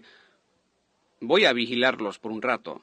De todas maneras, estoy cerca de la puerta. Si algo empieza a salirse de control, saldré corriendo por la puerta. Yo sé en dónde está estacionado mi carro, a la vuelta de la esquina. Yo empecé a escuchar a algunos de esos predicadores. Eran eruditos y estudiantes. Pues yo pensé, eso está bien. Así que llegó la hora de la cena y uno dijo, todos pasen a cenar. Pero yo pensé, un momento. Yo traigo $1.75 para regresar a casa y eso era todo lo que yo tenía para la gasolina. Contaba con eso para llegar a la casa. Y tenía un Ford viejo. Era un buen carro Ford. No era que había fallado de dar servicio, solo era que estaba muy usado, como el que está aquí afuera. Y yo en realidad creía que ese Ford podía correr a 30 millas por hora. Y por supuesto, eran 15 millas hacia acá y 15 hacia allá. Ven ustedes, sumándolas, da 30 millas. Y así que yo pensé, bueno, en la noche creo que saldré y me había quedado para el servicio de la noche. Y él dijo, todos los predicadores, sin importar la denominación, pasen a la plataforma. Pues habíamos como 200 allá arriba. Yo también fui. Así que él dijo, no tenemos tiempo para que prediquen todos ustedes. Y dijo, solamente pasen y digan quiénes son y de dónde vienen. Bueno, cuando me tocó a mí, yo dije, William Branham, Bautista, Jeffersonville, Indiana. Y pasé. Escuchaba a todo el resto de ellos que decían Pentecostal, Pentecostal, Pentecostal. PADW, PAJC, PAWP. Y cuando pasé, pensé, bueno, parece que yo soy el pato feo, así que me senté y esperé. Y ese día habían tenido buenos predicadores jóvenes y predicaron poderosamente. Y después dijeron, el que va a traer el mensaje en esta noche me parece que ellos le llamaron anciano, y a sus ministros, en lugar de llamarles reverendos, les llamaban ancianos. Y pusieron ahí a un anciano de color. Y traía puesto uno de esos sacos antiguos de predicador. Me supongo que ustedes nunca han visto uno de esos. Era de faldón largo, cola de pichón, ustedes saben, con cuello de terciopelo. Y él solo tenía un pequeño margen de pelo blanco alrededor de su cabeza. El pobre ancianito salió de esta manera, ustedes saben, y se paró ahí y volteó alrededor. Y mientras todos los predicadores habían estado predicando acerca de Jesús y de cuán grande era él y demás, ese ancianito tomó su texto del libro de Job. ¿En dónde estabas tú cuando yo puse los fundamentos de la tierra? O cuando las estrellas de la mañana cantaban juntas y los hijos de Dios alababan con júbilo. Pobre anciano, yo pensé, ¿por qué no pondrían a los jóvenes a predicar? El lugar estaba lleno y apretado. Yo pensé, ¿por qué harían eso? Así que entonces este anciano, en lugar de predicar de lo que estaba sucediendo aquí en la tierra, Él empezó a predicar de lo que estaba sucediendo en el cielo todo el tiempo. Bien, él tomó a Jesús desde el principio del tiempo, y lo trajo acá en la segunda venida a través del arco iris horizontal, pues yo nunca había escuchado una predicación como esa en mi vida. Para ese entonces el Espíritu lo tocó, y él empezó a brincar así de alto, golpeando los tacones de sus zapatos en el aire. Enderezó sus hombros y salió de puntas de esa plataforma, diciendo: ustedes no tienen aquí espacio suficiente para que yo predique. Y él tenía más espacio que el que yo tengo aquí. Yo pensé, si eso hace que un anciano actúe de esa manera, ¿qué haría si estuviera en mí? Yo pensé, tal vez yo necesito algo de eso. Pues cuando él salió a predicar, yo sentí lástima por el anciano. Pero cuando él se fue, yo sentí lástima por mí. Y yo lo miré salirse de ahí. Yo salí esa noche y pensé, mañana no le voy a decir a nadie quién soy. Así que me fui y esa noche planché mis pantalones. Fui a dormir en un sembradío de maíz, y había comprado unos panes duros. Compré un montón de ellos por 5 centavos. Y ahí había una llave de agua, y de ahí tomé agua. Así que yo sabía que eso me iba a durar un tiempo. Así que saqué agua y me la tomé, y me fui a comer mis panes. Y regresé y tomé otro trago de agua. Me regresé al sembradío de maíz, y saqué los 2 asientos, y puse mis pantalones baratos entre ellos para plancharlos. Y esa noche oré casi toda la noche. Y dije, Señor, ¿qué es esto en lo que me he metido? Yo nunca en mi vida he visto gente tan religiosa. Y dije, ayúdame a saber de qué se trata todo esto. Y a la mañana siguiente llegué ahí y nos invitaron a desayunar. Por supuesto, yo no iba a comer con ellos porque yo no tenía nada que poner en la ofrenda. Y me regresé, y a la mañana siguiente cuando fui, ya había comido de mis panes y me senté, y ellos estaban hablando por un micrófono. Y yo nunca había visto un micrófono. Yo le tenía miedo a esa cosa. Así que y tenía un cordón del cual colgaba, y así colgaba. Era uno de esos micrófonos colgantes. Y él dijo, anoche, aquí en la plataforma, estaba un predicador joven, un bautista. Y yo pensé, ahora me van a dar una buena sacudida. Y él dijo, él era el predicador más joven en la plataforma. Su nombre era Branham. ¿Alguien sabe en dónde está él? Díganle que venga. Queremos que él traiga el mensaje de la mañana. Oh, Señor. Yo traía puesta una camiseta y unos pantalones rayados, ustedes saben. Y nosotros los bautistas creíamos que teníamos que traer puesto un traje para subir al púlpito, ustedes saben. Así que yo me quedé muy quieto. Y durante ese tiempo, ellos la tuvieron en el norte. Entonces, su convención internacional, debido a que la gente de color no hubiera podido asistir si hubiera sido en el sur. Y ellos tenían ahí a la gente de color, y yo era un sureño. Todavía tenía almidón en el cuello de mi camisa. Pero ustedes, pensaba que yo era un poco mejor que alguien más. Y sucedió que esa mañana, sentado enseguida de mí, estaba un hombre de color. Así que lo miré a él y pensé, bueno, él es un hermano. Y aquel preguntó, ¿alguien sabe en dónde está William Branham? Y me bajé en el asiento de esta manera. Así que él lo anunció por segunda vez. Dijo, alguien que esté afuera. Él jaló el micrófono hacia él. ¿Saben dónde está William Branham? Díganle que lo queremos en la plataforma para que traiga el mensaje de la mañana. Él es un predicador bautista del sur de Indiana.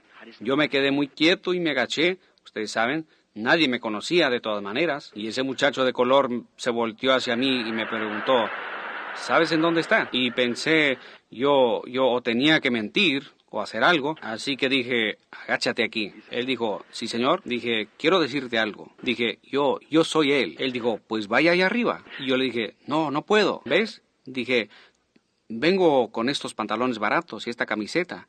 Dije, ¿no podría subir allá? Él dijo, ¿a esa gente no le importa cómo esté usted vestido? Vaya allá arriba. Yo le dije, no. Dije, cálmate, no digas nada. Y al momento él regresó al micrófono otra vez y dijo, ¿alguien sabe en dónde está William Branham? Y dijo, aquí está. Oh, hermano. Y me levanté con esa camiseta puesta, ustedes saben. Él dijo, suba aquí, señor Branham, queremos que nos traiga el mensaje. Oh, hermano, delante de todos esos predicadores, toda esa gente. Y yo iba cohibido, ustedes saben, mi cara estaba roja y mis orejas ardiendo. Y subí ahí cohibido, con mis pantalones rayados y mi camiseta. Un predicador bautista, subiendo al micrófono. Nunca antes había visto uno, ¿ven ustedes? Y me paré ahí, dije, bueno, yo no sé de esto. Y movía mis manos nerviosamente, ustedes saben. Y llegué a Lucas 16 y pensé, bueno, ahora... Y entré en el tema, y él levantó sus ojos en el infierno y lloró. Así que yo empecé a predicar, ustedes saben, Y ya estando predicando me sentí un poco mejor. Y dije, el hombre rico estaba en el infierno y oró. Esas 3 palabritas, al igual que muchos de los sermones que yo tengo, como ¿crees tú esto?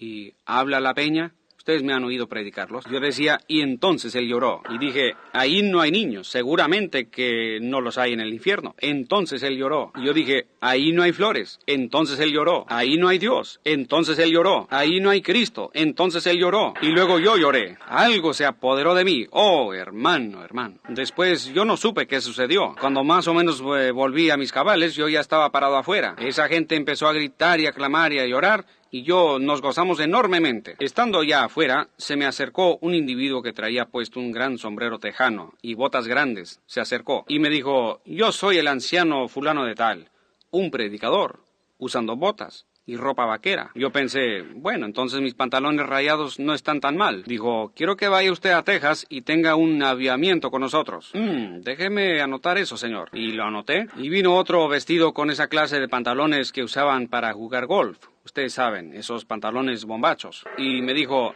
yo soy el anciano fulano de tal de Miami. Me gustaría que...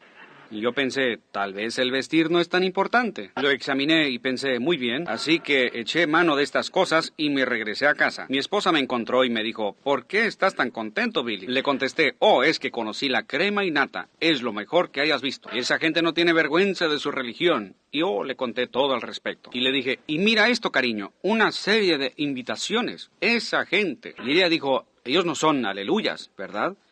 Y yo le contesté, yo no sé qué clase de aleluyas son, pero tienen algo que yo necesito. ¿Ven? Y dije, de eso estoy seguro. Y le dije, yo vi a un anciano de 90 años de edad que se hizo joven otra vez. Dije, yo nunca había escuchado una predicación como esa en mi vida, pues yo nunca recuerdo haber escuchado a un bautista predicar así. Le dije, ellos predican hasta que se les va el aliento y doblan sus rodillas hasta el suelo, se levantan y recobran su aliento. Tú los puedes escuchar a 2 cuadras de lejos cuando están predicando. Yo dije, yo nunca he escuchado tal cosa en mi vida. Y ellos hablan en lenguas desconocidas y otro dice lo que están hablando. Nunca escuché tal cosa en mi vida. Y le pregunté, ¿irías conmigo? Y ella me dijo, amor, cuando yo me casé contigo, dije que yo estaría a tu lado hasta que la muerte nos separe. Y ella dijo, yo iré. Y dijo, ahora le diremos a la familia. Y yo dije, bueno, tú dile a tu mamá y yo le diré a mi mamá. Así que fui y le dije a mi mamá. Mi madre me dijo, seguro, Billy, lo que el Señor te ha llamado a hacer, ve y hazlo. Y la señora Bromback me mandó llamar. Y fui. Ella dijo, ¿qué es esto de lo que tú estás hablando? Y yo dije, oh, señora Bromback. Dije, pero es que ustedes nunca han visto a gente como esta. Y ella dijo, cálmate, cálmate. Dije, sí, señora. Dije, lo siento. Y ella me dijo, ¿sabes que son un montón de aleluyas? Yo dije, no, señora, no sabía eso. Dije, ellos son gente muy fina. Ella dijo, el solo pensarlo. ¿Crees tú que vas a arrastrar a mi hija entre una cosa como esa? Dijo, qué ridículo. Eso no es nada más que basura que las otras iglesias han echado afuera. Ella dijo, verdaderamente, tú no vas a llevar a mi hija de esa manera. Yo le dije, pero usted sabe, señora Bromback, en mi corazón yo siento que el Señor quiere que yo vaya con esa gente. Ella contestó, tú regresa a tu iglesia hasta que ellos te puedan comprar una casa pastoral y pórtate como un hombre que tiene algo de sentido. Dijo, tú no te vas a llevar a mi hija entre aquello. Yo dije, sí, señora, y di la media vuelta y me salí. Y Hope empezó a llorar. Ella salió y me dijo, Billy, no importa lo que diga mi mamá. Yo me mantendré contigo. Dios la bendiga. Y yo le dije, oh, está bien, cariño. Y dejé todo eso pasar. Ella no iba a permitir que su hija fuera con gente como esa porque no era nada más que basura. Y así que me disimulé y lo dejé pasar. Ese fue el peor error que he cometido en mi vida. Uno de los peores. Y un poquito después, unos pocos años después, los hijos vinieron. Un día vino una inundación en 1937. Vino una inundación y yo era patrullero en ese tiempo y estaba tratando de rescatar a la gente de la inundación lo mejor que podía, pues las casas se estaban despedazando. Y mi esposa se enfermó y se puso muy, muy enferma de pulmonía y la habían sacado. El hospital normal estaba tan lleno que no podíamos ponerla ahí, así que tuvimos que llevarla a la central del gobierno, en donde ellos tenían un cuarto. Y entonces me llamaron otra vez. Yo siempre había vivido en el río. Era un buen barquero, así que yo estaba tratando de rescatar a la gente de la inundación. Y entonces me llamaron diciéndome, hay una casa en la calle Chestnut, está a punto de ser arrasada. Ahí hay una madre y un montón de niños. Digo, ve si crees que tu lancha de motor puede llegar hasta donde están. Dije, bien, haré todo lo que pueda. Y yo iba veloz por esas aguas. La represa se había reventado y, oh, hermano, las aguas estaban arrasando la ciudad. Y yo le di todo lo que pude y finalmente, cruzando callejones y otros lugares, llegué ahí cerca de la represa, por donde el agua se estaba saliendo, y oí a alguien gritar y vi a una madre parada en el porche. Y ahí estaban pasando esas enormes olas. Bien, yo me fui por este lado tan lejos como pude y di con la corriente y regresé y me hice hacia aquel otro lado. Paré la lancha a tiempo para atarla en la columna, en el poste de la puerta, el poste del porche, y corrí hacia adentro y agarré a la madre y a 2 o 3 de sus hijos y los subí a la lancha. Y desaté mi lancha y la llevé a ella. Regresé y la llevé a la orilla y recorrí como 1.5 millas a través de la ciudad hasta que la dejé en la orilla. Y entonces cuando llegamos a la orilla, ella se había desmayado. Y ella estaba gritando, mi niño, mi niño. Pues yo pensé que ella quería decir que había dejado a su niño en la casa. Oh, hermano. Y me devolví mientras ellos trataban de cuidarla a ella. Y después me di cuenta ella quería saber dónde estaba su niño ahí mismo. Había un niñito como de 3 años de edad y yo pensé que ella se refería a un bebé recién nacido o algo así. Así que me devolví y llegué allá y me bajé de la lancha y cuando entré a la casa no pude encontrar a ningún niño y en eso el porche se desprendió y la casa fue arrasada. Y yo corrí rápidamente y agarré el pedazo al que estaba atada a mi lancha, me subí en ella y jalé ese pedazo de madera y la solté. Para entonces ya estaba en la corriente del río principal y eran como las 11:30 de la noche y estaba lloviendo y nevando. Y yo agarré la cuerda del arranque y la jalé y no arrancó el motor. Y traté y no arrancó. Y traté otra vez. Me estaba alejando más en esa corriente. Las cataratas estaban un poco más adelante. Yo estaba tratando con todo lo que tenía y pensé, oh, Señor, aquí llego a mi fin. Aquí es. Y jalaba con todas mis fuerzas y dije, Señor, por favor, no me dejes morir en una muerte como esta. Y seguía jalando y jalando. Y se me vino a la memoria, ¿qué de ese montón de basura al cual tú no quisiste ir? ¿Ven?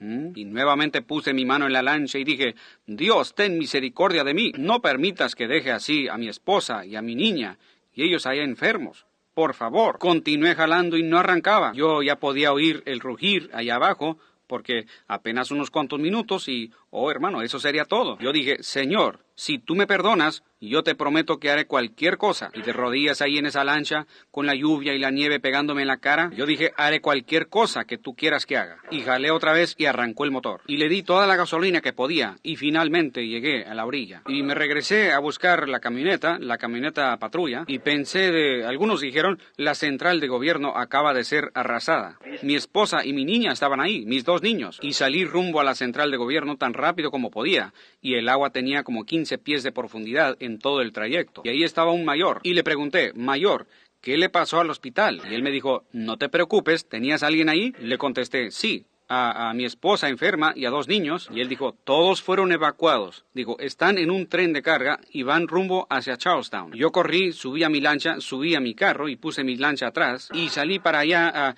y los arroyos tenían ahora 2,5 o 3 millas de ancho. Y toda la noche yo algunos de ellos decían, el tren de carga fue arrasado allá en el puente. Pues me hallaba aislado en una pequeña isla. Estuve ahí por 3 días y ahí tuve bastante tiempo para pensar si aquello era basura o no. Y palpitando dentro de mí, ¿dónde está mi esposa? Finalmente, cuando la encontré, unos pocos días después de que salí y pude cruzar, ella estaba en Columbus, Indiana, en el Auditorio Bautista, que habían acondicionado como un hospital con cuartos para enfermos usando catres del gobierno. Y corrí buscándola tan fuerte como podía, tratando de encontrar en dónde estaba ella, gritando Hope, Hope, Hope. Y cuando la vi, ella estaba acostada en un catre, se había contagiado de tuberculosis. Ella levantó su manita huesuda y dijo, Billy, y yo corrí hacia ella y dije, Hope, mi amor. Ella me dijo, me miro muy mal, ¿verdad? Le dije, no, cariño, te miras muy bien. Como por 6 meses luchamos con todo lo que estaba a nuestro alcance para tratar de salvar su vida, pero ella continuaba debilitándose más y más. Un día yo estaba patrullando y tenía mi radio encendido y pensé que los había escuchado decir o hacer un llamado por el radio diciendo, para William Branham, lo necesitan en el hospital de inmediato. Esposa, muriéndose. Y rápidamente me dirigí al hospital. tan rápido como podía. Encendí la luz roja y la sirena y arranqué. Y llegué al hospital y paré mi carro y entré corriendo. Caminando por el hospital vi a un amiguito mío, pescábamos juntos, andábamos juntos cuando éramos niños. Sam Adair. El doctor Sam Adair es el mismo a quien le dije de la visión acerca de la clínica no hace mucho tiempo. Y él dijo que si alguien dudaba la visión, que lo llamaran a él por cobrar, si querían saber si era verdad o no. Así que entonces él venía saliendo de esta manera y traía su sombrero en la mano. Él me miró y empezó a llorar. Yo corrí hacia él y lo abracé. Él me abrazó y me dijo, Billy, se está muriendo. Dijo, lo siento, yo he hecho todo lo que podía hacer. He consultado con especialistas y todo. Yo dije, Sam, seguramente no es que se está muriendo. Dijo, sí, se está muriendo. Y me dijo, no entres ahí, Bill. Y yo dije, tengo que entrar, Sam. Y él dijo, no lo hagas. No, por favor, no. Dije, déjame entrar. Dijo, yo voy contigo. Le dije, no, tú quédate aquí. Quiero estar con ella en sus últimos momentos. Me dijo, ella está inconsciente. Entré al cuarto y la enfermera estaba sentada ahí y estaba llorando porque ella y Hope habían sido compañeras de escuela. Así que miré y ella empezó a llorar y levantó su mano y venía hacia mí. Y la miré y la sacudí. Ahí estaba ella.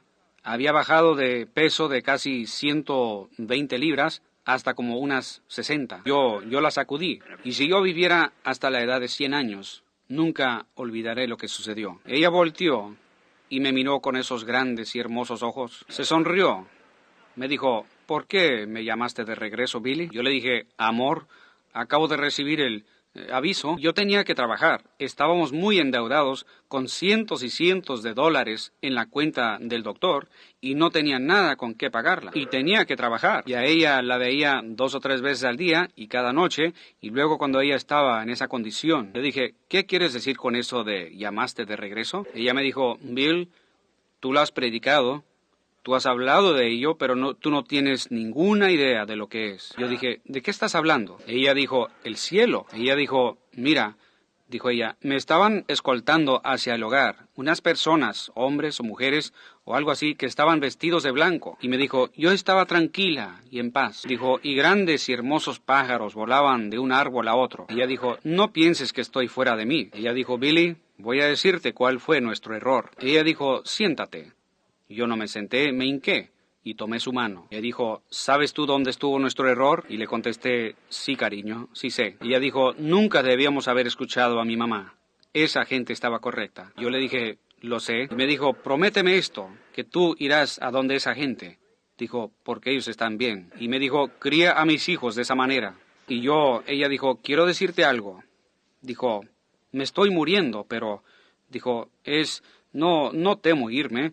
Dijo, es hermoso. Ella dijo, lo único que me pesa es dejarte, Bill. Yo sé que tienes que criar a estos 2 pequeñitos. Me dijo, prométeme que no te vas a quedar soltero y que mis hijos no anden de aquí para allá. Esa fue una cosa sensible para una madre de 21 años de edad. Yo le dije, yo no puedo prometerte eso. Y ella dijo, por favor, prométeme. Dijo, te quiero decir una cosa. Dijo, ¿recuerdas aquel rifle?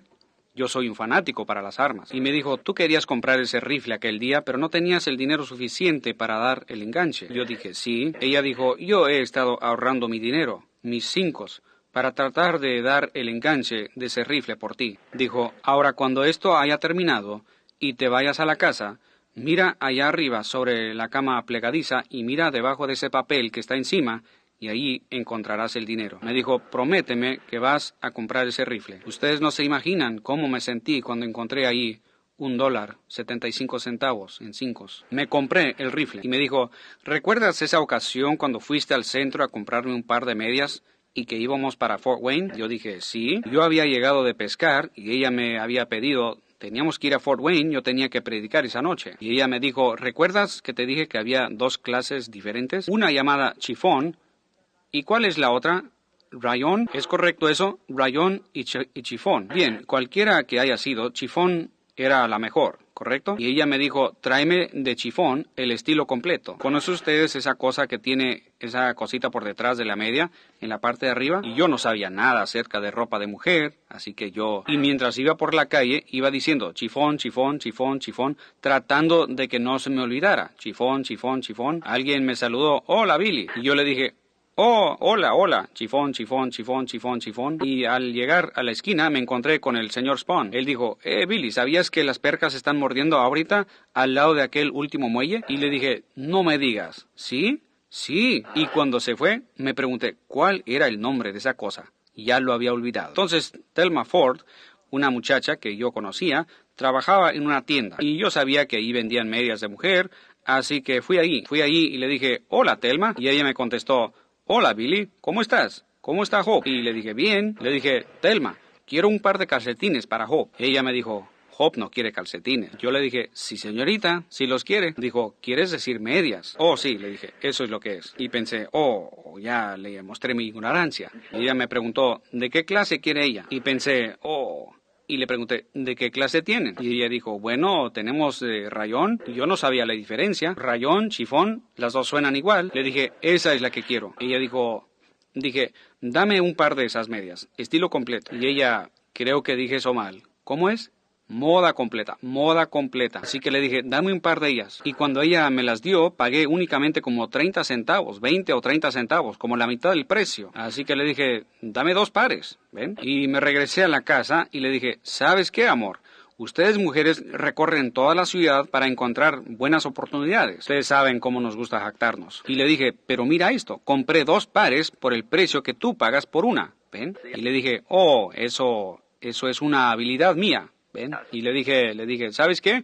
Thelma me las vendió. Dije, tal vez ella me las dio a mitad de precio. Y ella me preguntó, ¿trajiste chifón? Dije, sí, señora. Todo sonaba igual para mí. Yo no sabía que había alguna diferencia. Y ella me dijo, Billy, me pareció extraño que cuando llegamos a Fort Wayne, ella tuvo que comprarse otro par de medias. Ella dijo, Billy, se las di a tu mamá, porque eran para mujeres ancianas. Y dijo, perdóname por haber hecho eso. Y yo le dije, oh, está bien, amor. Y me dijo, ahora, no te quedes soltero. Y me dijo, ella no sabía lo que iba a suceder en unas cuantas horas más. Y tomé sus manos amorosas mientras los ángeles de Dios se la llevaron. Yo me fui a la casa, yo no sabía qué hacer. Estaba acostado allí de noche y escuché, yo pienso que era un ratoncito que estaba en la canastilla en donde teníamos algunos papeles. Y yo cerré la puerta con mi pie y por detrás estaba colgada su bata, y ella allá en el depósito de muertos. Y un poquito después alguien me llamó y me dijo, Billy, era el hermano Frank Broy. Él dijo, tu niña se está muriendo. Yo dije, ¿mi niña? Dijo, sí. Dijo, allá está ahorita el doctor.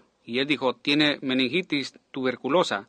La adquirió cuando su madre la amamantaba. Y dijo, se está muriendo. Me subí al carro y fui para allá, y ahí estaba ella, la dulce criatura, y la habían llevado rápidamente al hospital. Y salí para verlo a él. Salió y me dijo, Billy, no entres a ese cuarto, tienes que pensar en Billy Paul. Dijo, ella se está muriendo. Le dije, Doc, yo tengo que ver a mi niña. Y él me dijo, no puedes entrar. Billy, ella tiene meningitis. Se la pasarías a Billy Paul. Y me esperé hasta que él se salió. Yo no podía soportar verla morir y a su madre allá en la funeraria. Déjenme decirles, el camino de un transgresor es duro. Y sigilosamente entré por la puerta y cuando Sam y la enfermera salieron, me fui al sótano. Es un hospital muy pequeño. Ella estaba aislada en un lugar y las moscas estaban en sus ojitos. Y ellos tenían una pequeña, lo que llamamos tela contra mosquitos. Era como una red de tejido fino sobre sus ojos. Y ella, con pequeños espasmos musculares, y su piernita gordita se movía de arriba para abajo así de esta manera, y también sus manitas con esos espasmos. Y yo la miré, y ella estaba en la edad de ser graciosa, tenía como 8 meses de edad, y su madre solía sentarla allá afuera, enfrente, con su vestidito, ustedes saben, cuando yo venía, y yo sonaba el claxon, y ella hacía gu gu gu gu, estirando sus brazos hacia mí, ustedes saben. Y ahí estaba mi adorable, muriéndose. La miré y le dije, Sherry, ¿conoces a tu papito? ¿Conoces a tu papito, Sherry? Y cuando ella me miró, ella estaba sufriendo tanto que uno de sus hermosos ojitos azules se había cruzado. Yo sentía que mi corazón se partía. Me arrodillé y dije, Señor, ¿qué he hecho yo? ¿No he predicado el evangelio en las esquinas de la calle y he hecho todo lo que yo sé? No tengas eso contra mí. Yo nunca llamé a esa gente basura. Fue ella quien llamó a esa gente basura. Y dije, lo siento por lo que sucedió. Perdóname. No me quites mi niña. Y mientras yo estaba orando, parecía como que algo negro, como una sábana o un lienzo que bajaba. Sabía que él me había rechazado. Ahora, ese fue el tiempo más difícil y más inestable de mi vida. Cuando me levanté y la miré, y yo pensé, Satanás puso en mi mente esto. ¿Me quieres decir que tan duro como tú has predicado, y de la manera como tú has vivido, y ahora cuando se trata de tu propia niña, él te rechaza? Y yo le dije, así es. Si él no puede salvar a mi niña, entonces yo no puedo... Y ahí me detuve.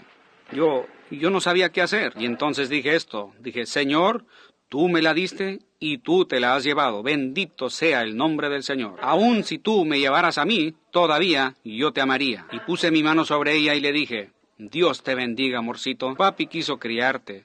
Con todo mi corazón quise criarte. Y criarte para que amaras al Señor. Pero los ángeles vienen por ti, amorcito. Tu papi va a llevar tu cuerpecito y lo va a poner en los brazos de mamá. Te voy a enterrar con ella. Y algún día tu papi se va a encontrar contigo.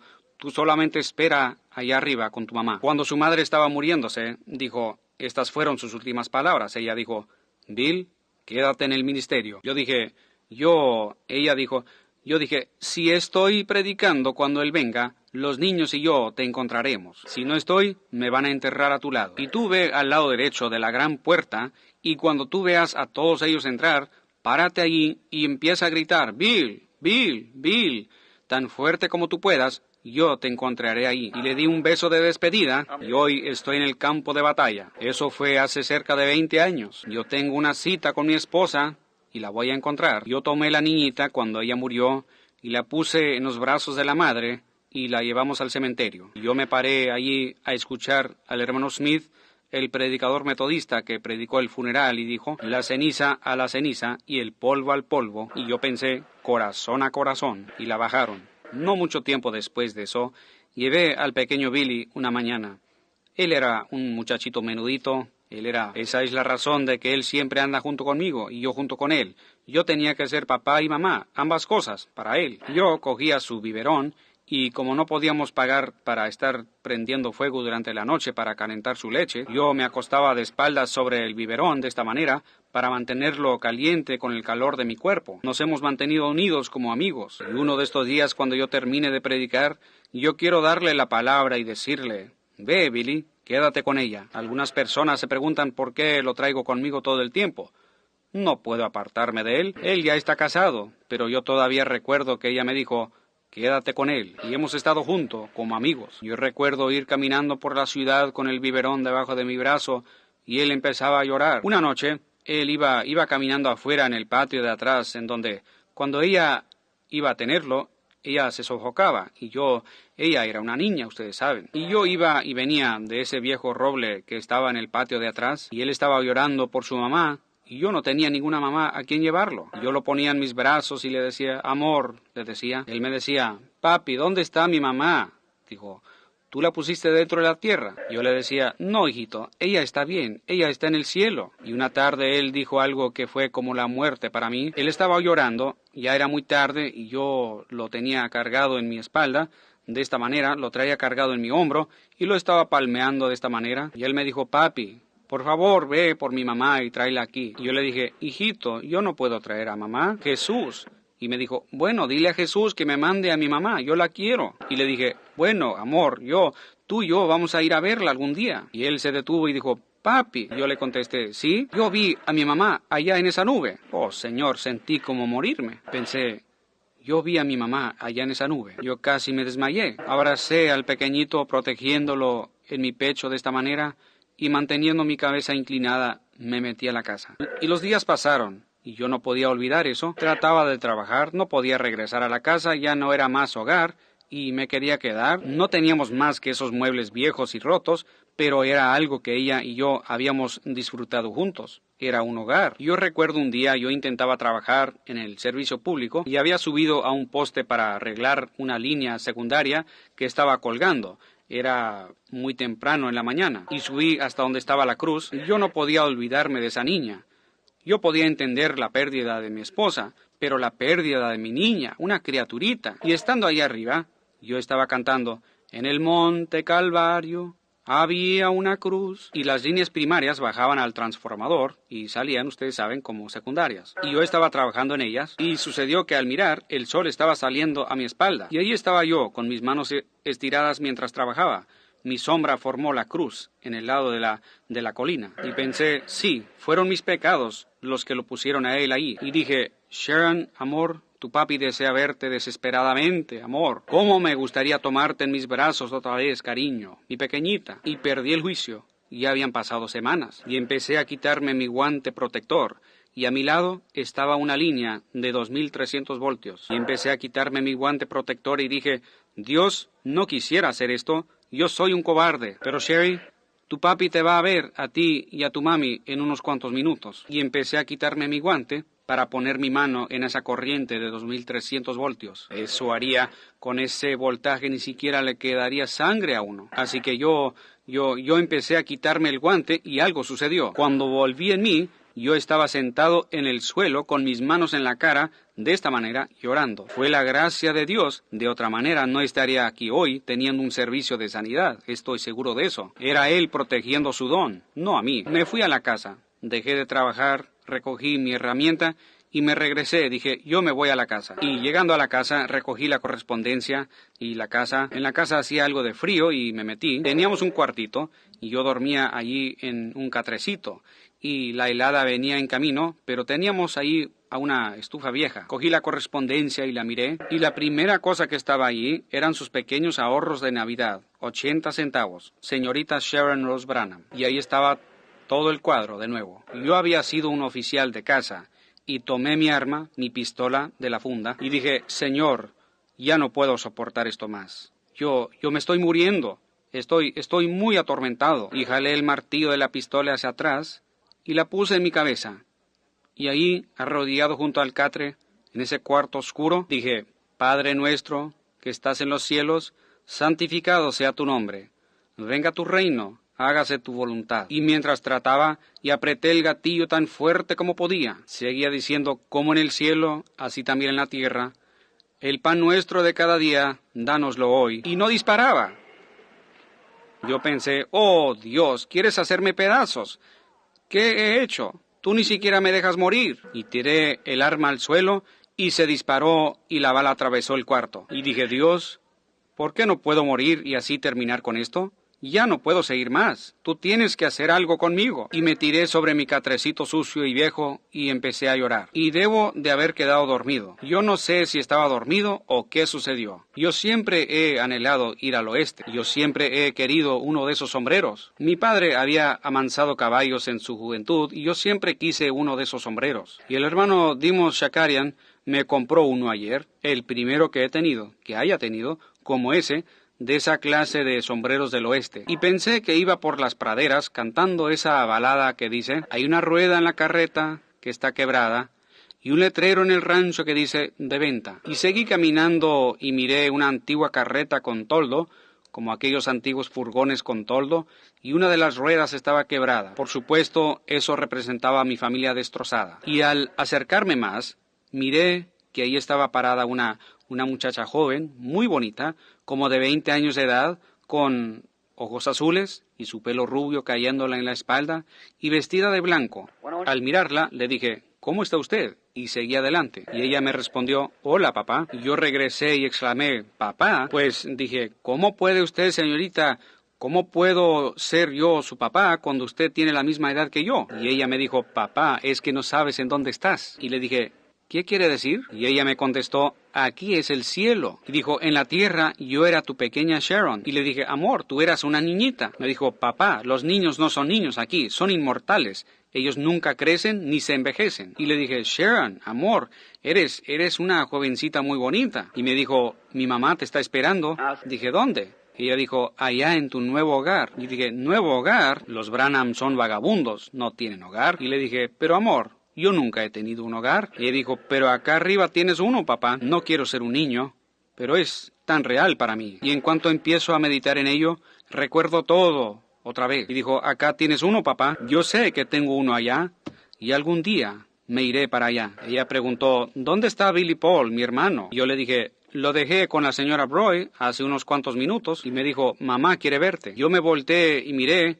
y habían enormes palacios y la gloria de Dios los cubría. Y escuché un coro angelical cantando, mi hogar, dulce hogar. Y empecé a subir unos escalones largos, corriendo tan fuerte como podía. Y cuando llegué a la puerta, ahí estaba ella, vestida de blanco, con su pelo negro, largo, cayendo sobre su espalda. Ella levantó sus brazos, como siempre lo hacía cuando llegaba a la casa cansado de trabajar o de otra cosa. Y la tomé de las manos y le dije, amor, vi a Sharon allá abajo. Se convirtió en una hermosa muchacha, ¿verdad? Y ella dijo, sí, Bill. Ella dijo, Bill, y puso su brazo sobre mis hombros y empezó a palmearme y me dijo, ya no te preocupes por mí y por Sharon. Yo le contesté, amor, no puedo evitarlo. Ella me dijo, Sharon y yo estamos mejor que lo que tú estás. Y dijo, no te preocupes ya más por nosotros. ¿Me lo prometes? Y le dije, Hope, le dije, he estado tan solitario sin ti y sin Sharon.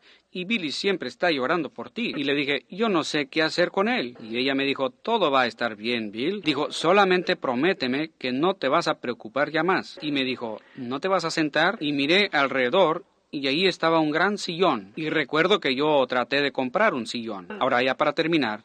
Un día yo traté de comprar un sillón, pues nosotros teníamos únicamente esas sillas comunes de madera para el juego de comedor y las teníamos que usar ya que eran las únicas sillas que teníamos. Y podíamos comprar una de esas sillas en las que uno se puede reclinar hacia atrás, como se me olvida qué clase de silla de descanso era, y costaba $17 y uno podía pagar $3 de enganche y $1 a la semana. Y nos compramos una. Y cuando yo venía, yo trabajaba todo el día y predicaba hasta la medianoche en las calles y en cualquier lugar que podía. Y un día me atrasé con mis pagos. No pudimos hacerlo. Y pasó día tras día. Y finalmente un día vinieron y recogieron mi sillón. Y esa noche nunca la olvidaré. Ella me había hecho un pastel de cerezas. Pobrecita mi esposa. Ella sabía que yo iba a estar desilusionado. Y después que cenamos, le pregunté, ¿por qué me tratas tan especialmente en esta noche, amor? Y ella me dijo, mira, les dije a los muchachos de la vecindad que te consiguieran algunos gusanos para pescar. ¿No crees que deberíamos ir al río y pescar un ratito? Y le dije, sí, pero... Y ella empezó a llorar. Yo sabía que había algo mal. Ya tenía una idea porque ya me habían notificado que iban a venir a recogerlo. No pudimos cumplir con los pagos semanales de $1. No pudimos, nada más no pudimos hacerlo. Ella me abrazó, yo me acerqué a la puerta y mi sillón ya no estaba. Ella me preguntó allá arriba, dijo, ¿te acuerdas de ese sillón, Bill? Yo le dije, sí, amor, sí me acuerdo. Y dijo, eso es lo que tú estabas pensando, ¿verdad? Sí. Y dijo, bueno, ellos no pueden quitarte este ya está pagado. Ella dijo, siéntate por un minuto. Quiero hablar contigo. Y le dije, amor, no entiendo esto. Y ella dijo, prométeme, Billy, prométeme que tú no te vas a preocupar más. Ya te vas a regresar. Y repitió, prométeme que ya no te vas a preocupar. Y yo le dije, no puedo hacer eso, Hope. Y en ese momento volví en mí.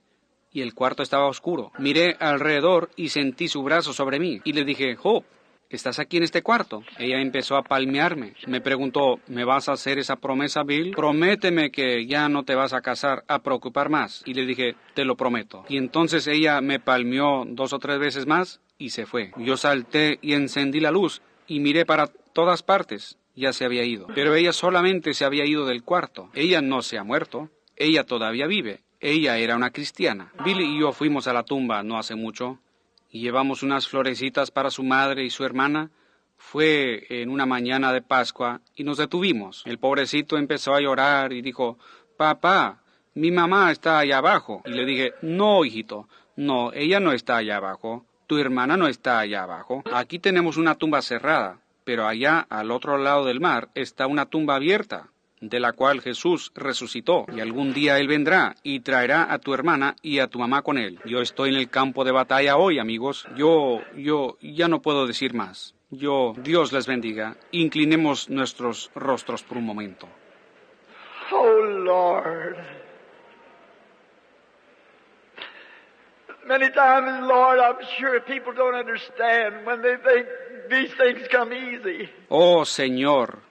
Muchas veces, Señor, estoy seguro que la gente no entiende cuando ellos piensan que estas cosas vienen fácilmente. Pero hay un gran día que viene, cuando Jesús vendrá y todos estos sufrimientos serán quitados. Yo ruego, Padre Celestial, que tú nos ayudes a estar preparados. Y esa última promesa, cuando yo la besé a ella en la mejilla en esa mañana, que yo la encontraría allá en aquel día. Yo creo que ella estará parada junto a esa columna, gritando mi nombre. Señor, yo he vivido fiel a esa promesa desde entonces, alrededor del mundo, en toda clase de lugares, tratando de traer el Evangelio. Me estoy envejeciendo y cansado, estoy agotado. Uno de estos días voy a cerrar esta Biblia por última vez. Dios, guárdame fiel a la promesa. Mantén tu gracia alrededor de mí, Señor. No me permitas ver las cosas de esta vida, sino vivir por las cosas que están más allá. Ayúdame a ser honesto. Yo no te pido un lecho de rosas. No, Señor, cuando mi Cristo murió allá sufriendo y todo el resto de ellos murieron de esa manera, yo no te pido una cosa fácil. Solamente permíteme ser honesto, Señor, verdadero. Permite que la gente me ame para que yo pueda guiarlos a ti. Y algún día, cuando todo termine y nos juntemos bajo los árboles siempre verdes, yo quiero tomarla a ella de la mano y subir con ella para mostrarla al pueblo del Templo Angelus y a todos los demás. Va a ser un gran momento en ese entonces. Yo ruego que tus misericordias descansen sobre cada uno de nosotros aquí y sobre los que están aquí, Señor, que quizás no te conocen y tal vez ellos tengan algún amado más allá del mar, allá a lo lejos. Si ellos nunca han cumplido sus promesas, haz que ahora lo hagan, Señor. Mientras permanecemos con nuestros rostros inclinados, me pregunto en este gran y enorme auditorio en esta tarde, ¿cuántos pudieran decir, hermano Branham, yo también quiero encontrarme con mis amados? Yo tengo algunos amados más allá del río, allá a lo lejos. Tal vez usted hizo una promesa que los iba a encontrar a ellos. Tal vez cuando usted le dijo a su madre adiós, ahí en la tumba ese día, cuando usted le dijo a su hermanita adiós, o a su padre, o a alguno de ellos en la tumba. Usted les prometió que los encontraría y usted no ha hecho esa preparación todavía. ¿No cree usted que es un buen tiempo para hacerlo hoy? Perdonen mi quebrantamiento, pero oh, Señor, ustedes no se imaginan, amigos. Ustedes no saben qué sacrificio. Eso ni siquiera llega a un punto de la historia de mi vida. ¿Cuántos de ustedes quisieran levantarse en estos momentos y venir aquí para orar por ustedes y decir, yo quiero encontrar a mis amados? Levántense de la audiencia y vengan aquí. ¿Lo harán ustedes? Si alguien nunca ha hecho esa preparación todavía, Dios le bendiga, Señor. Veo venir a un anciano de color y a otros viniendo. Vengan, ustedes que están ahí arriba en los balcones,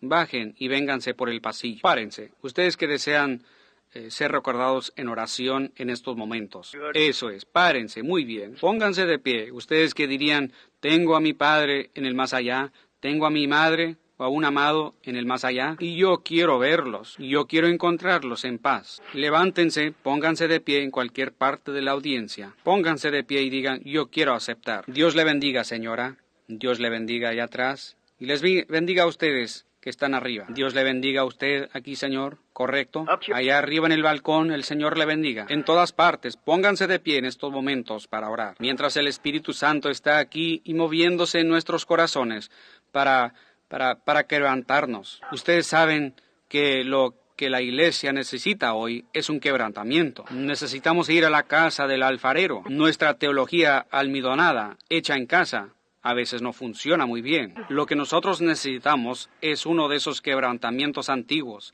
arrepentirnos en nuestros corazones, ser dulces hacia Dios. ¿Son todos los que se van a poner de pie? Inclinemos nuestros rostros entonces para orar. Oh Señor, quien resucitó a Jesús de entre los muertos, para justificarnos a todos nosotros por la fe, creyendo. Yo ruego, Señor, que estos que están de pie para aceptarte, yo ruego que les extiendas tu perdón. Oh, Señor, yo ruego que ellos te acepten a ti como su Salvador, y Rey, y amante. Tal vez ellos tienen una madre, o un padre, o alguien más allá del mar. Hay una cosa segura, ellos tienen un Salvador. Que sean perdonados de sus pecados, y que toda su iniquidad sea borrada, que sus almas sean lavadas en la sangre del Cordero, y ellos vivan en paz de aquí en adelante. Y algún día glorioso, cuando todo termine, que nos podamos reunir en tu casa, y que estemos ahí como familias completas para encontrar a nuestros amados que están esperando al otro lado. Todos los encomendamos a ti, que tú guardarás en perfecta paz